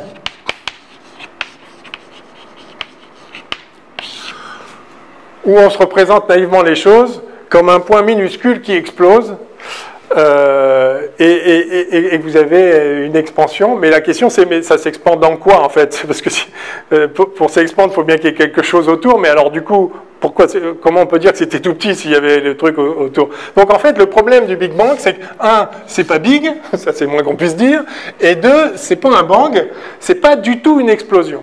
En fait, il faut se souvenir de ce que je vous expliquais avant avec ce fameux facteur d'échelle. Quand on parle de l'expansion de l'univers, c'est pas que les choses... Pardon, je reviens juste un peu en arrière. Pourquoi je dis que c'est pas une explosion? C'est quoi une explosion? Une explosion, c'est que vous avez de la matière dans un petit volume, et puis, poum, ça explose, vous éjectez de la matière dans toutes les directions, et donc, il y a la matière qui a un mouvement et qui vient ailleurs, quoi. Vous faites une explosion ici, tout ce qu'il y avait là, enfin, le projectile va se retrouver un peu partout. Donc, l'explosion, c'est que vous envoyez des corps de quelque part ailleurs, de quelque part petit, dans un univers, enfin, dans un espace plus grand autour. Et c'est bien, je crois comprendre que c'est ça votre question. Comment... c'est quoi l'espace autour? Ça veut dire quoi, cette expansion? Donc, souvenons-nous de ce dont on parle. l'expansion de l'univers, c'est pas que les corps bougent, c'est que le facteur d'échelle croît. Donc, encore une fois, si vous prenez des coordonnées qu'on appelle souvent comobiles, mais disons, les coordonnées à partir desquelles j'ai écrit la métrique de Robertson-Walker tout à l'heure. Et si vous avez un corps qui est ici, par exemple une galaxie, puis une autre qui est là, puis une autre qui est là, ces corps, bon, ils peuvent aussi bouger par rapport à cette trame, mais supposons qu'ils soient fixes, ils gardent des coordonnées fixes. Que se passe-t-il? Quand on dit qu'il y a expansion, ce qui se passe, c'est que en quelque sorte, l'unité de longueur augmente, mais ça ne veut rien dire comme ça, parce que 1, ça veut toujours 1. Mais ça veut dire qu'entre deux points de coordonnées donnés, fixés, ces deux points-là, la distance augmente au cours du temps. La distance au sens de, justement, de la métrique, c'est-à-dire, qu'est-ce que c'est la distance entre les points? On voit bien que ce n'est pas une propriété des points eux-mêmes. Comme j'avais dit la dernière fois, l'espace, c'est pas juste une collection de points. Sinon, vous les mettez vous en faites une poudre, vous le mettez dans un panier, hop, en voilà un autre. L'espace, c'est le lien qu'il y a entre ces choses, entre les points. Et ce sont justement des liens métriques, ce qui vous disent, entre celui-là et celui-là, il y a telle distance, puis entre celui-là aussi, et puis ça forme un espace qui n'est pas juste une poudre, vous avez vraiment un espace cohérent avec 3 dimensions, ou 4 si on met l'espace et le temps, etc. Donc vraiment, cette métrique, c'est ça qui vous détermine les distances, et les équations d'Einstein montrent que, en fait, cette métrique n'est pas figée. Enfin, en tant que métrique spatio-temporelle, elle est ce qu'elle est, mais si vous identifiez un espace au sein, une direction que vous appelez temps, une direction que vous appelez espace, eh bien, ce qui se passe dans l'espace dépend du temps. Donc, c'est ce que j'avais écrit dans cette fameuse relation-là, plus A de t, et puis, on va dire, l'espace comme ça, voilà. Ça, c'est ça qui évolue. Donc, il n'y a pas d'expansion, il n'y a pas de mouvement des corps. Encore une fois, il peut y avoir aussi, en plus, un mouvement des corps, mais 2 corps immobiles voient leur distance augmenter. Alors maintenant, j'en viens à votre question, parce que ça, je répète, mais parce que c'est cette image-là qu'il faut avoir en tête. Qu'est-ce qui se passe quand on le remonte dans le passé? Eh bien, simplement, c'est comme si cette grille se rapetissait. En réalité, cette grille, elle est ce qu'elle est, là, les coordonnées sont ce qu'elles sont, mais là j'ai 10 cm, puis maintenant ça vaut plus que 5, et puis plus que 3, plus que 2, plus que 1, plus qu'un millionième de millimètre, plus qu'un milliardième de milliardième de milliardième. Vous remontez dans le temps, et à la fin, en fait, la distance, imaginez si vous voulez cette grille qui se rapproche, la distance entre les points tend vers 0. Et en fait, devient 0 à l'instant t égale 0. Si on pouvait poursuivre les lois de l'univers jusqu'à cette singularité, on tomberait sur cette singularité, mais comme je vous l'ai dit, à partir de 10 puissance moins 43 secondes, en fait, on ne sait plus ce que veut dire espace, donc il faudrait arriver à brancher une théorie physique plus profonde pour voir qu'est-ce que réellement il peut se passer à ce moment-là. Mais en tout cas, jusqu'à là, voilà ce qui se passe. Donc, maintenant, si on repart à l'envers,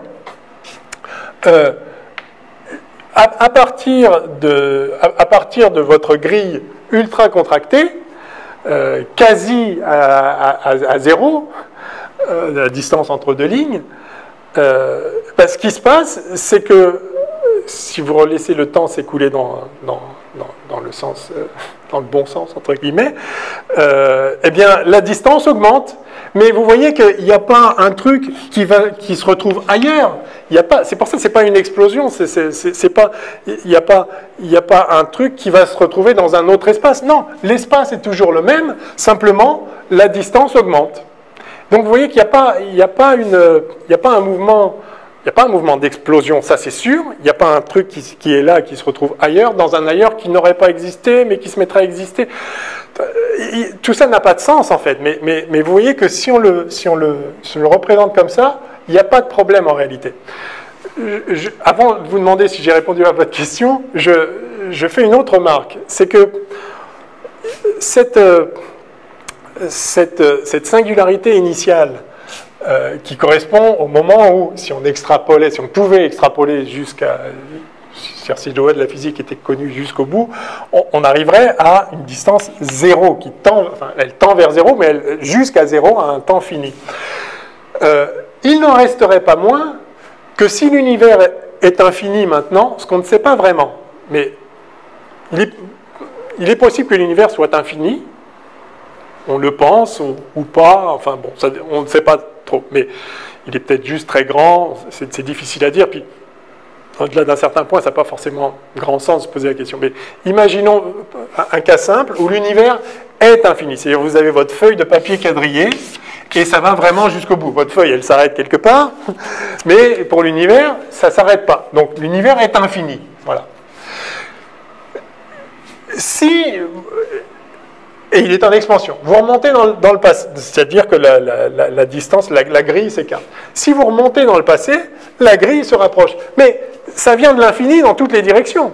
L'univers infini, si vous divisez par 2 la taille enfin, l'unité de longueur, si vous voulez, enfin, ou la taille entre deux lignes verticales, 2 lignes horizontales, bah, il reste infini. Si vous divisez encore par 1000, bah, ça reste infini. Simplement, la distance entre chaque paire de points est 1000 fois plus grande, plus petite. Et si vous divisez par 1 milliard, 2 milliards, 2 milliards, ça reste infini. C'est ça qui est terrible avec l'infini. L'infini est infini, c'est tout. Vous pouvez le diviser par ce que vous voulez, ça reste infini. Et donc, en fait, si l'univers est infini maintenant, il était aussi infini dans l'univers primordial et jusqu'à cette singularité. Donc, c'est pour ça que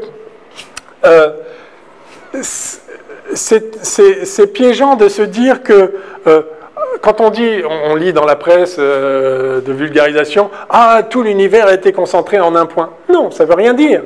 C'est pas un point. Tout l'univers qu'on connaît aujourd'hui, c'est-à-dire l'immense volume d'aujourd'hui de plusieurs milliards d'années-lumière, d'accord, de taille, ce qui est sûr, c'est que toute cette matière-là était dans un volume très petit. Dans un volume qui tend vers 0. Oui, mais il y avait d'autres choses derrière. Enfin, s'il y a d'autres choses derrière maintenant, il y avait aussi avant. Et en fait, l'univers s'il est infini maintenant, il était infini aussi dans ses instants primordiaux. Bon, je m'arrête juste pour savoir, est-ce que ça répond un peu à votre question ou si... Oui ? Ok. Donc, effectivement, c'est vraiment important de réaliser que il n'y a pas une explosion. Ça ne veut rien dire, explosion. Encore une fois, enfin si, ça veut dire quelque chose, ça veut dire je prends de la matière quelque part et je la mets ailleurs, dans un ailleurs qui existe. C'est pas du tout ça l'expansion de l'univers. C'est pour ça que ce mot Big Bang est c'est vraiment un piège, parce que tout le monde utilise ça. C'est vrai que c'est facile de se représenter, il dit « Ah, tout était petit, puis ça a explosé ». Ça ne veut rien dire. Pour que ça puisse exploser, il faut qu'il y ait quelque chose dans lequel aller. Et je pense que c'est effectivement ça qui vous gênait. Et vous avez raison d'être gêné par ça, parce qu'on voit bien que ça n'a pas de sens. Et je ne comprends pas pourquoi on n'explique pas cette chose toute simple, mais c'est peut-être un peu plus long que... Monsieur, oui. Moi, j'ai juste une question. Du coup, vous avez dit qu'à 0,43 secondes, enfin avant 0,43 secondes... 10 puissance moins 43 ? Ouais. Mais, enfin, comment, par exemple, quelqu'un qui viendrait avec, je sais pas, une théorie pour expliquer ce qui se passait avant, ouais. Comment on pourrait vérifier ça expérimentalement? Parce que, par exemple, avec la relativité, on peut le vérifier avec le mouvement des planètes, ah oui, oui. On peut le vérifier expérimentalement. Oui, alors en fait, il y a des tentatives de comprendre ce qui se passe, de faire une théorie de la gravité quantique. Hein, il y a énormément de recherches en ce moment. Il y a beaucoup d'idées qui sont avancées. Et en l'occurrence, si je représente à nouveau l'expansion de l'univers, hein, comme ça, en fonction du temps, l'univers qui est de plus en plus grand. Puis là, si on pouvait continuer nos lois jusqu'à l'instant zéro, ben, il y a un moment, poum, hein, on tombe sur cette singularité. Ce qu'on pense actuellement, compte tenu de ce qui semble se dessiner de notre compréhension de la réalité quantique, c'est qu'il pourrait y avoir, plutôt que cette singularité, alors il pourrait y avoir un truc un peu, si on regarde, si on grossit beaucoup à cette échelle-là, un truc un peu arrondi en quelque sorte comme ça, où l'espace et on ne peut plus faire de distinction entre l'espace et le temps, par exemple. Et donc, c'est un petit peu comme, si vous voulez, vous avez sur la Terre, vous avez le pôle Nord et le pôle Sud. Une fois que vous êtes au pôle Sud, vous pouvez vous demander, est-ce qu'on peut aller encore un peu plus au Sud? Ben non, vous êtes au Sud. Mais pour autant, c'est pas un point particulier sur la sphère. Ok, on peut pas aller plus bas, mais d'accord, mais là, on peut pas aller plus par là non plus. Enfin, d'accord. Donc, quelque part, cette singularité n'en serait plus une, ce serait un peu arrondi si on peut dire comme ça, et donc vous aurez simplement un moment où il devient pertinent de parler de direction du temps que par là, mais vous n'êtes pas gêné par le fait qu'il y a un zéro avec rien avant. C'est qu'en fait, le temps en quelque sorte, devient de l'espace, on pourrait le dire comme ça, on peut dire ça aussi pour les trous noirs. C'est toujours, il faut faire très attention avec ces images qui parlent quand on sait de quoi on parle. Mais... Donc ça, c'est une possibilité. Certaines idées physiques tentent à nous faire voir que probablement cette singularité initiale pourrait être comment dire, régularisée, pourrait être rendue douce, enfin smooth en anglais, enfin on pourrait retirer cette singularité simplement en faisant une chose, disons un peu comme ça. Une autre possibilité, c'est qu'effectivement avec une théorie plus complète, on pourrait avoir en fait ici quelque chose qui serait en fait un rebond comme ça, avec une taille minimale là qui serait de l'ordre de la longueur de Planck justement, enfin et qu'en fait, voilà, on viendrait d'un univers en contraction et qui se réexpand et qui serait en expansion maintenant. Alors ça ne veut pas dire que ça reviendrait derrière, hein, probablement ça pourrait vers l'infini comme ça et venir de l'infini là où il pourrait se passer des choses. Bref. Alors, mais ceci dit, votre question était plus précise que ça. Donc ça, c'est juste pour dire quel type de choses on peut envisager pour résoudre ce problème de la singularité qui probablement doit être résolu d'une façon ou d'une autre via des nouvelles théories. Alors, votre question, c'était, mais comment on pourrait savoir, comment on pourrait tester? Alors, le truc, c'est que ça, il ne s'agit pas de dire, bon, tiens, c'est comme ça. Et effectivement, ça doit être le résultat d'une théorie. D'une théorie, de la même façon que la théorie de la relativité générale, qui a été faite pour autre chose, qui permet d'expliquer autre chose, elle a pour conséquence que, de toute façon, jusqu'à cette date-là, enfin, jusqu'à 10 puissance moins 43 secondes, bah, on sait, ça se passe comme ça, c'est sûr. Après, on ne sait pas, mais au moins, c'est sûr. C'est juste une conséquence de la relativité générale. Le truc, c'est que, on pourrait donc, enfin, l'idée, ce serait d'essayer de comprendre vraiment, au niveau quantique, enfin, comment avoir une théorie quantique de l'espace et du temps, ou de la gravitation, et cette théorie pourrait être testée par ailleurs, sur des tas de phénomènes, par exemple sur les trous noirs, sur des, voilà, enfin, ou bien simplement avoir des conséquences théoriques dont on n'a pas idée, mais une fois qu'on les aura sur le papier, on dira, ah mais alors si on fait ça, il se passera ça? Ah bah oui, et puis effectivement ça marche, et on pourra confirmer cette théorie, vous voyez, d'une autre façon. Donc on peut concevoir effectivement qu'on arrive à élaborer une théorie cohérente de la gravitation avec la physique quantique, c'est-à-dire une espèce de nouvelle théorie, enfin de théorie plus générale, qui aurait pour conséquence que bah, c'est comme ça, ou bien autrement, je ne sais pas, mais enfin voilà. Donc à ce moment-là, il n'y aurait pas vraiment besoin de vérifier ça en observation de cet instant-là. De toute façon, on n'y est pas à cet instant-là, on pourrait avoir éventuellement des conséquences, mais ce serait juste une conséquence évidente d'une théorie qui est testée par ailleurs. Hein, de la même façon qu'une fois qu'on a compris la gravitation, je sais que si je lâche cette craie, elle va tomber. Pas besoin de le faire. C'est sûr qu'elle va tomber parce que j'ai pas vérifié qu'elle tombe si je la lâche, mais j'ai vérifié la théorie qui me dit qu'elle va tomber si je la lâche. Alors, je peux vérifier quand même une fois, 2 fois, 12 fois, et à un moment, je sais, ok, j'ai compris. Donc, ça peut être ça. Alors, néanmoins, il peut quand même y avoir des conséquences, enfin, des conséquences plus directes, et on pourrait,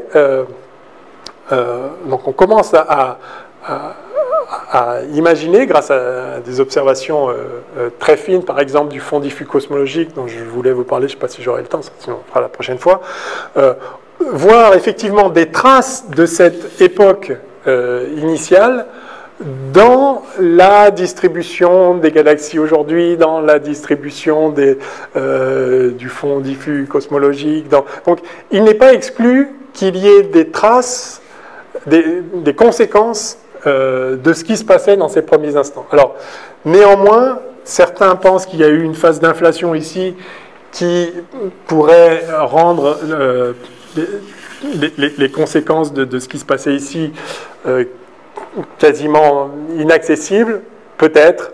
C'est pas si clair que ça, l'inflation, il faut faire attention. Bon, bref. Donc, je réponds pas vraiment à votre question, mais effectivement, ça devient très très difficile d'avoir des traces observationnelles de ce qui se passait là, et peut-être qu'on n'en aura jamais. Mais même si on n'en a jamais, il n'est pas exclu qu'on puisse quand même extrapoler ce qui se passait là, si on a la théorie adéquate. De la même façon qu'on a pu prédire des tas de choses, jusque-là, du fait de la relativité générale, bien avant de pouvoir observer des conséquences de ça. Maintenant, on observe des tas de conséquences qui nous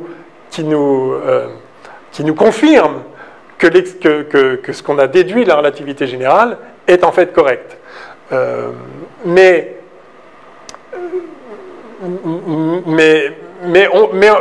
J'allais dire, on en était sûr avant, évidemment, quand on vérifie, c'est toujours mieux, parce que sinon ça reste une théorie.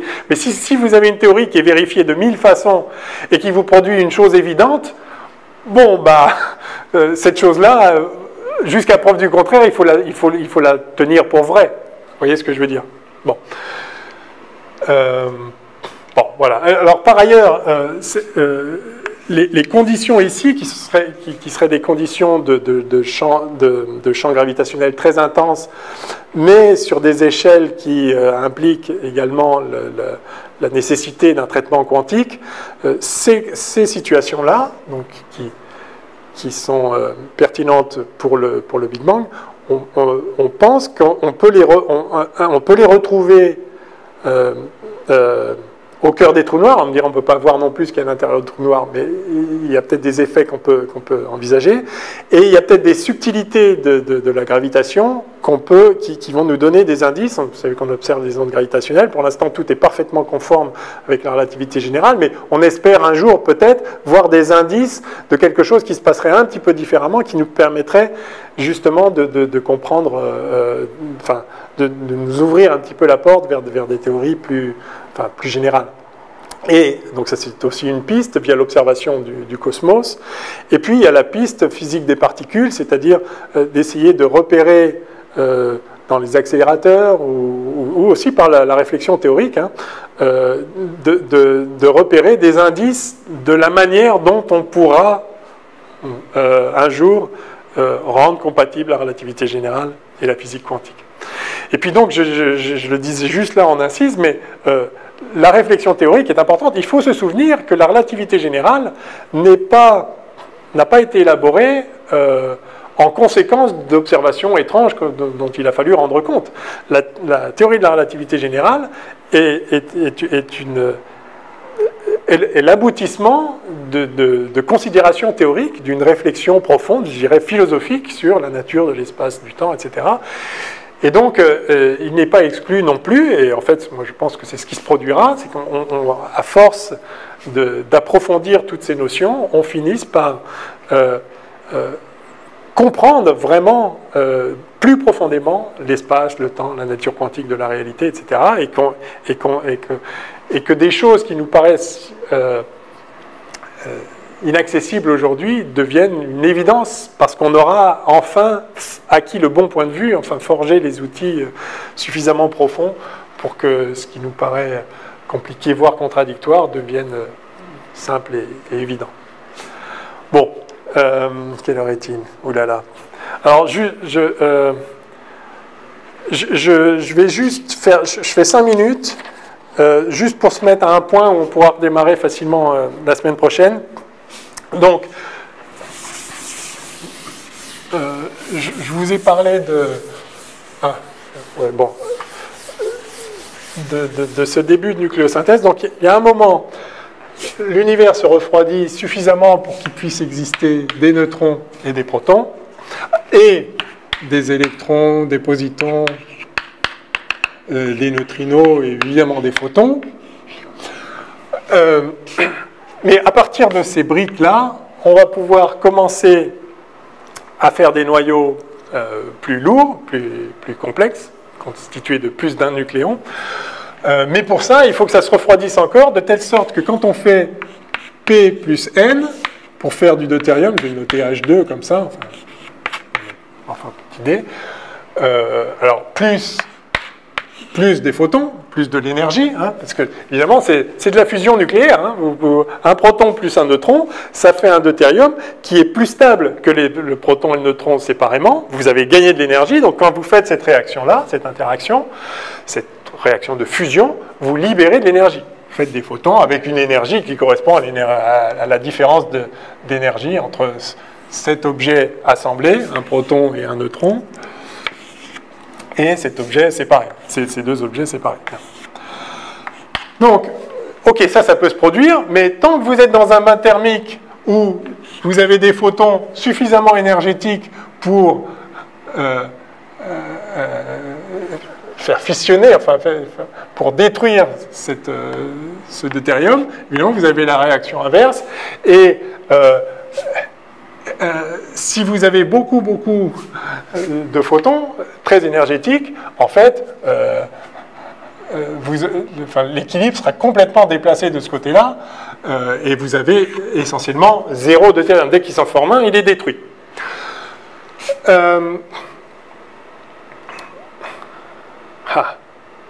Non, j'aurais pas le temps de... Bon, il y a des choses très belles dont je dirai un mot la prochaine fois. Je vais juste...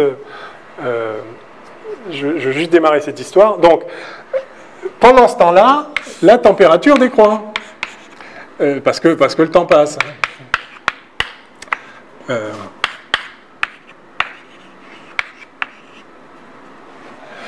Donc, il y a un moment où, effectivement, la température de l'univers, le bain cosmique, et donc la température des photons, l'énergie des photons, devient plus petite, devient ce que je disais de l'ordre du MeV. Alors j'avais noté quelques valeurs un peu plus précises, mais enfin, c'est de l'ordre du mégaélectronvolt. En fait, ça se passe à, plus précisément, compte tenu de... Enfin, quand on fait l'étude précise, lorsque la température est de l'ordre de 0,7 MeV, bon, c'est pas un MeV, mais bon, enfin, c'est l'ordre de grandeur. Donc ça correspond à T égale 1,5 secondes, hein, c'est toujours la même loi. À chaque instant correspond une température, c'est assez magique. Oui. Bonjour, vous êtes en cours? Oui, j'en ai plus pour longtemps. Parce que je suis avec une entreprise pour les... Ah, ok, j'en ai pour 5 minutes, vraiment. Merci. Bon, désolé. Qu'est-ce que je disais? Oui, donc à 1,5 secondes. Ouais, si. Oui, alors ça, c'est la fin.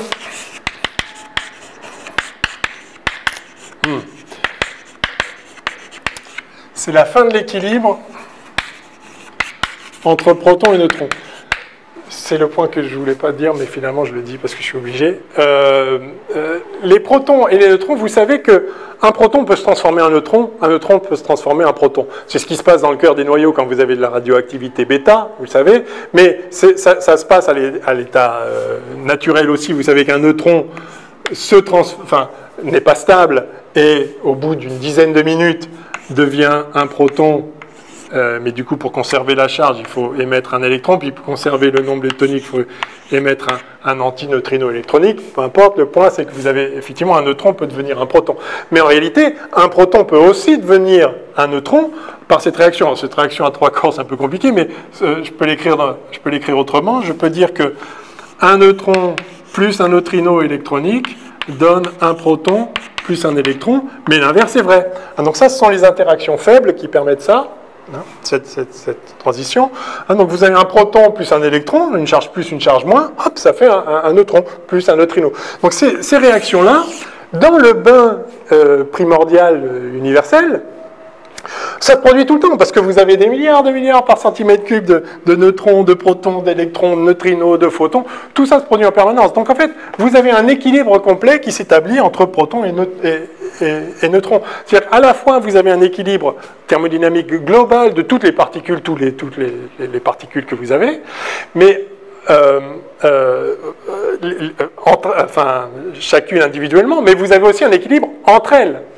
Et donc vous avez la quantité de protons par rapport aux neutrons, elle est ce qu'elle est. Et à une température donnée, vous avez un rapport neutron sur proton qui est donné, si vous vous souvenez, vous avez fait un peu de physique statistique, vous connaissez le facteur de Boltzmann, E puissance moins E sur KBT?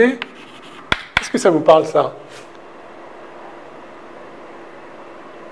Non? Non. Ah! Bon, ok. Bon, bah, on peut montrer que quand on est dans un bain thermique à la température T, les niveaux d'énergie, tous les niveaux accessibles pour une particule dans le système, se répartissent comme ça. C'est-à-dire la proportion, c'est l'exponentielle de E, enfin de moins E sur KBT, où T est la température, et E, c'est l'énergie de la particule. Donc, si une particule peut avoir beaucoup d'énergie, mais si elle a beaucoup d'énergie, il y en a moins qui ont beaucoup d'énergie que des particules qui ont moins d'énergie. Enfin, ça vous dit comment ça se répartit. Bref, ça vous permet de dire que le rapport neutron sur proton, en fait, il est donné par le rapport de masse entre le neutron et le proton. Eh bien, à cette énergie, ça c'est vraiment très simple, c'est de la thermodynamique vraiment élémentaire. Enfin, vous verrez ça à terme. Donc, tant que vous êtes à l'équilibre, vous avez ce rapport neutron sur proton qui dépend, qui est-ce qu'il est. Et alors,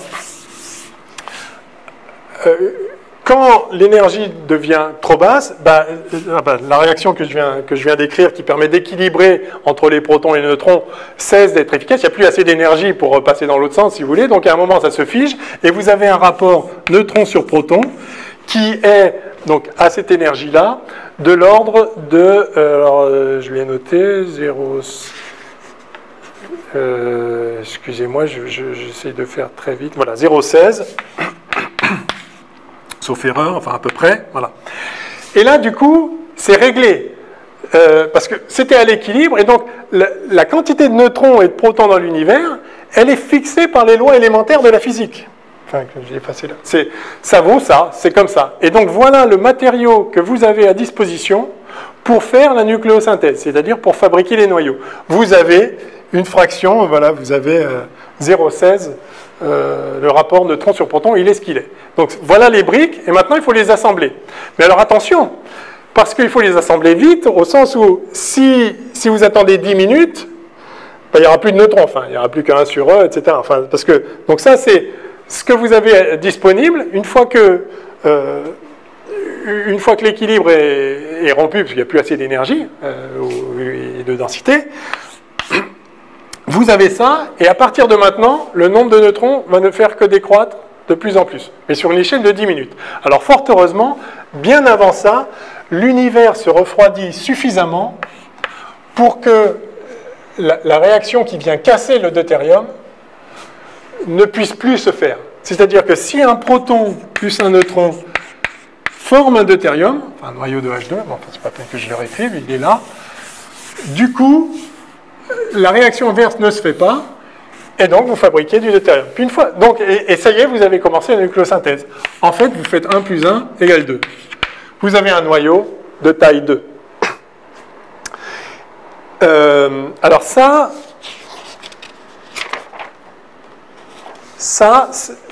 donc l'univers s'est suffisamment refroidi lorsqu'il suffit de faire le calcul compte tenu des sections efficaces, etc. Encore une fois, il n'y a aucun mystère, vraiment, c'est les lois connues, il suffit de l'écrire, et on voit que lorsque la température est de l'ordre de 0,085 MeV, on est à ce moment-là à T égale 180 secondes, c'est-à-dire 3 minutes, hein. Eh bien, c'est le moment où, effectivement, quand vous faites 1 plus 1 égale 2, vous ne faites plus 2 égale 1 plus 1. Quand vous formez du deutérium, il reste deutérium. Et ça commence à 3 minutes. C'est le début de la nucléosynthèse primordiale. Vous pouvez vraiment commencer à fabriquer la matière telle qu'on la connaît, c'est-à-dire des noyaux. Alors, une fois que vous avez, j'en ai vraiment pour 1 minute, une fois que vous avez 2, alors c'est bon. Ensuite, vous faites 2 plus 1 égale 3. Par exemple, vous avez un deutérium, H2, vous lui ajoutez, si vous lui ajoutez un neutron, ça vous fait un tritium. Et si vous lui ajoutez un proton, ça vous fait un hélium 3. Et Et puis c'est parti. Ensuite, vous pouvez faire 3 plus 1 égale 4. Une fois que vous avez l'hélium 3 ou le tritium, si vous avez l'hélium 3, vous lui ajoutez un neutron, ça vous fait un hélium 4. Si vous ajoutez un proton, ça peut faire quand même aussi un hélium 4, mais à ce moment-là, il faut faire un électron en plus pour équilibrer. Bref, en tout cas, vous pouvez commencer à coller les noyaux. Vous pouvez aussi faire 3 plus 3 égale 4 plus 2. Hein, c'est-à-dire, vous allez avoir un hélium 3 que vous faites fusionner avec un hélium 3. Ça vous fait un hélium 4 plus 2 protons, par exemple, ou plus un proton, plus un neutron, je ne sais pas. Enfin, toutes ces réactions sont possibles, et il suffit d'écrire, vous connaissez leur section efficace.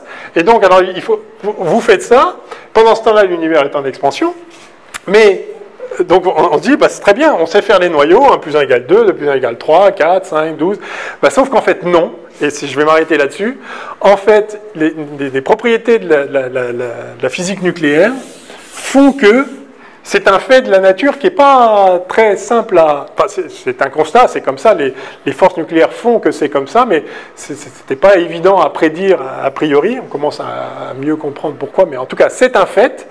Il n'existe pas dans l'univers de noyau stable ayant 5 nucléons ou 8 nucléons.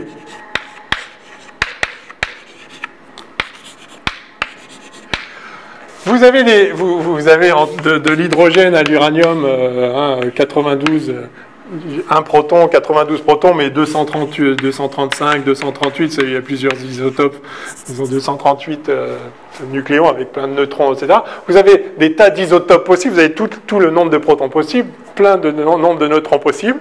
Vous avez plein de choses possibles, le carbone 12, aussi du carbone 13, du carbone 14, de l'oxygène 16, l'oxygène 18, plein de choses possibles, mais il n'existe pas de noyau stable à 5 nucléons ni à 8 nucléons. C'est comme ça, il n'y en a pas. Alors vous pouvez les former, mais ils survivent 10 puissance moins 23 secondes, enfin ils ne sont pas stables en fait, vous ne pouvez pas faire Une des raisons, enfin une raison c'est difficile à dire, mais le truc c'est que l'hélium 4 c'est tellement stable qu'en fait si vous collez un truc dessus, bah, il repart. Enfin, c'est une façon un peu naïve de le dire, mais... Et du coup, 1 plus 1 égale 2, 2 plus 1 égale 3, très bien, mais vous ne pouvez pas faire 4 plus 1, parce que c'est égal 5, 4 plus 1 égale 5, mais il n'y a pas de 5, et vous ne pouvez pas faire 4 plus 4, parce que ça fait 8, et il n'y a pas de 8. Le 8, ce serait 4 neutrons, 4 protons, ce serait du beryllium 8. Le beryllium 8 survit très très peu de temps, immédiatement il se casse en deux noyaux d'hélium 4. Donc 8 égale 4 plus 4, mais 4 plus 4 égale pas 8, si on peut dire. Enfin bon, bref. Et donc en fait, la nucléosynthèse, le processus de fusion, de grossissement des noyaux, prend fin très vite parce que vous ne pouvez pas aller plus loin. 4 plus 1 égale 5, 4 plus 4 égale 8. Il n'y a pas de noyau que vous pouvez faire comme ça. Et donc vous ne pouvez pas vous appuyer sur ces noyaux pour faire un peu plus. Alors, vous me direz, alors, on peut faire un petit peu de 4 plus 3 égale 7. C'est-à-dire que vous pouvez arriver à fabriquer un petit peu de lithium 7. À peine de lithium 6 aussi, mais en fait, comme je vous disais, 3 plus 3, ça fait plutôt 4 plus 2. Vous avez toujours tendance à faire en fait de l'hélium 4 qui est très stable. Donc en fait, la nucléosynthèse primordiale s'arrête immédiatement au bout de quelques minutes, parce qu'en plus, pendant ce temps-là, l'univers continue à être en expansion, la température continue à chuter, et au bout d'un moment, de toute façon, la température est bien trop basse et l'univers est bien trop dilué pour que vous puissiez faire de nouvelles réactions de fusion. Hein, puisque les noyaux se repoussent quand même, ils sont chargés, donc il faut que l'énergie soit suffisamment grande pour qu'ils puissent entrer en collision directe au sens où ils puissent fusionner. Donc en fait, la nucléosynthèse primordiale finit par s'arrêter très vite, et après c'est terminé. Donc elle ne produit finalement que de l'hydrogène, du deutérium, du tritium, mais qui lui est instable, qui va finir par disparaître, de l'hélium 3, de l'hélium 4, et un petit peu de lithium 7, et à peine de lithium 6, c'est même pas la peine d'en parler. Et voilà ce que produit la nucléosynthèse primordiale, et c'est tout. C'est terminé, et alors ce qui est terrible, c'est que après, l'univers se refroidit et la densité décroît, et donc c'est terminé. Les particules, elles se séparent, il n'y a plus assez d'énergie pour les faire collisionner, et donc il ne se passera plus jamais rien. C'est terminé, tout est gelé, vous avez eu, donc ça a duré de 3 minutes, on va dire grosso modo jusqu'à 10 minutes. En quelques minutes, vous avez fait tout ce que vous avez pu. Il y avait des protons et des neutrons disponibles. Vous avez fait ça, et c'est tout. Et alors, vous savez bien que l'histoire ne s'arrête pas là, hein, puisque on est composé de carbone, d'oxygène, etc.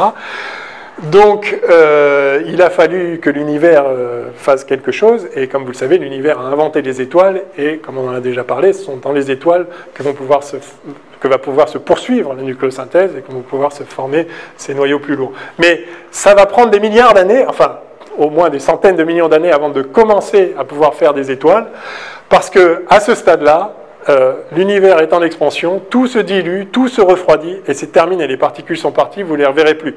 Alors en réalité, vous les reverrez parce que la gravitation est là, et la gravitation va faire que, insensiblement, malgré tout, des petites perturbations de densité vont commencer à pouvoir faire se reconcentrer la matière, et là vous allez former des galaxies, des étoiles, des structures qui vont commencer enfin, in fine, produire des étoiles dans le cœur desquelles vous pourrez faire de la matière. Mais ça va prendre énormément de temps parce qu'à ce stade, après cette expansion initiale et cette première nucléosynthèse, eh bien, l'univers est de plus en plus froid, de plus en plus raréfié, de moins en moins dense, et c'est terminé. C'est terminé. S'il n'y avait pas la gravitation, ce serait terminé.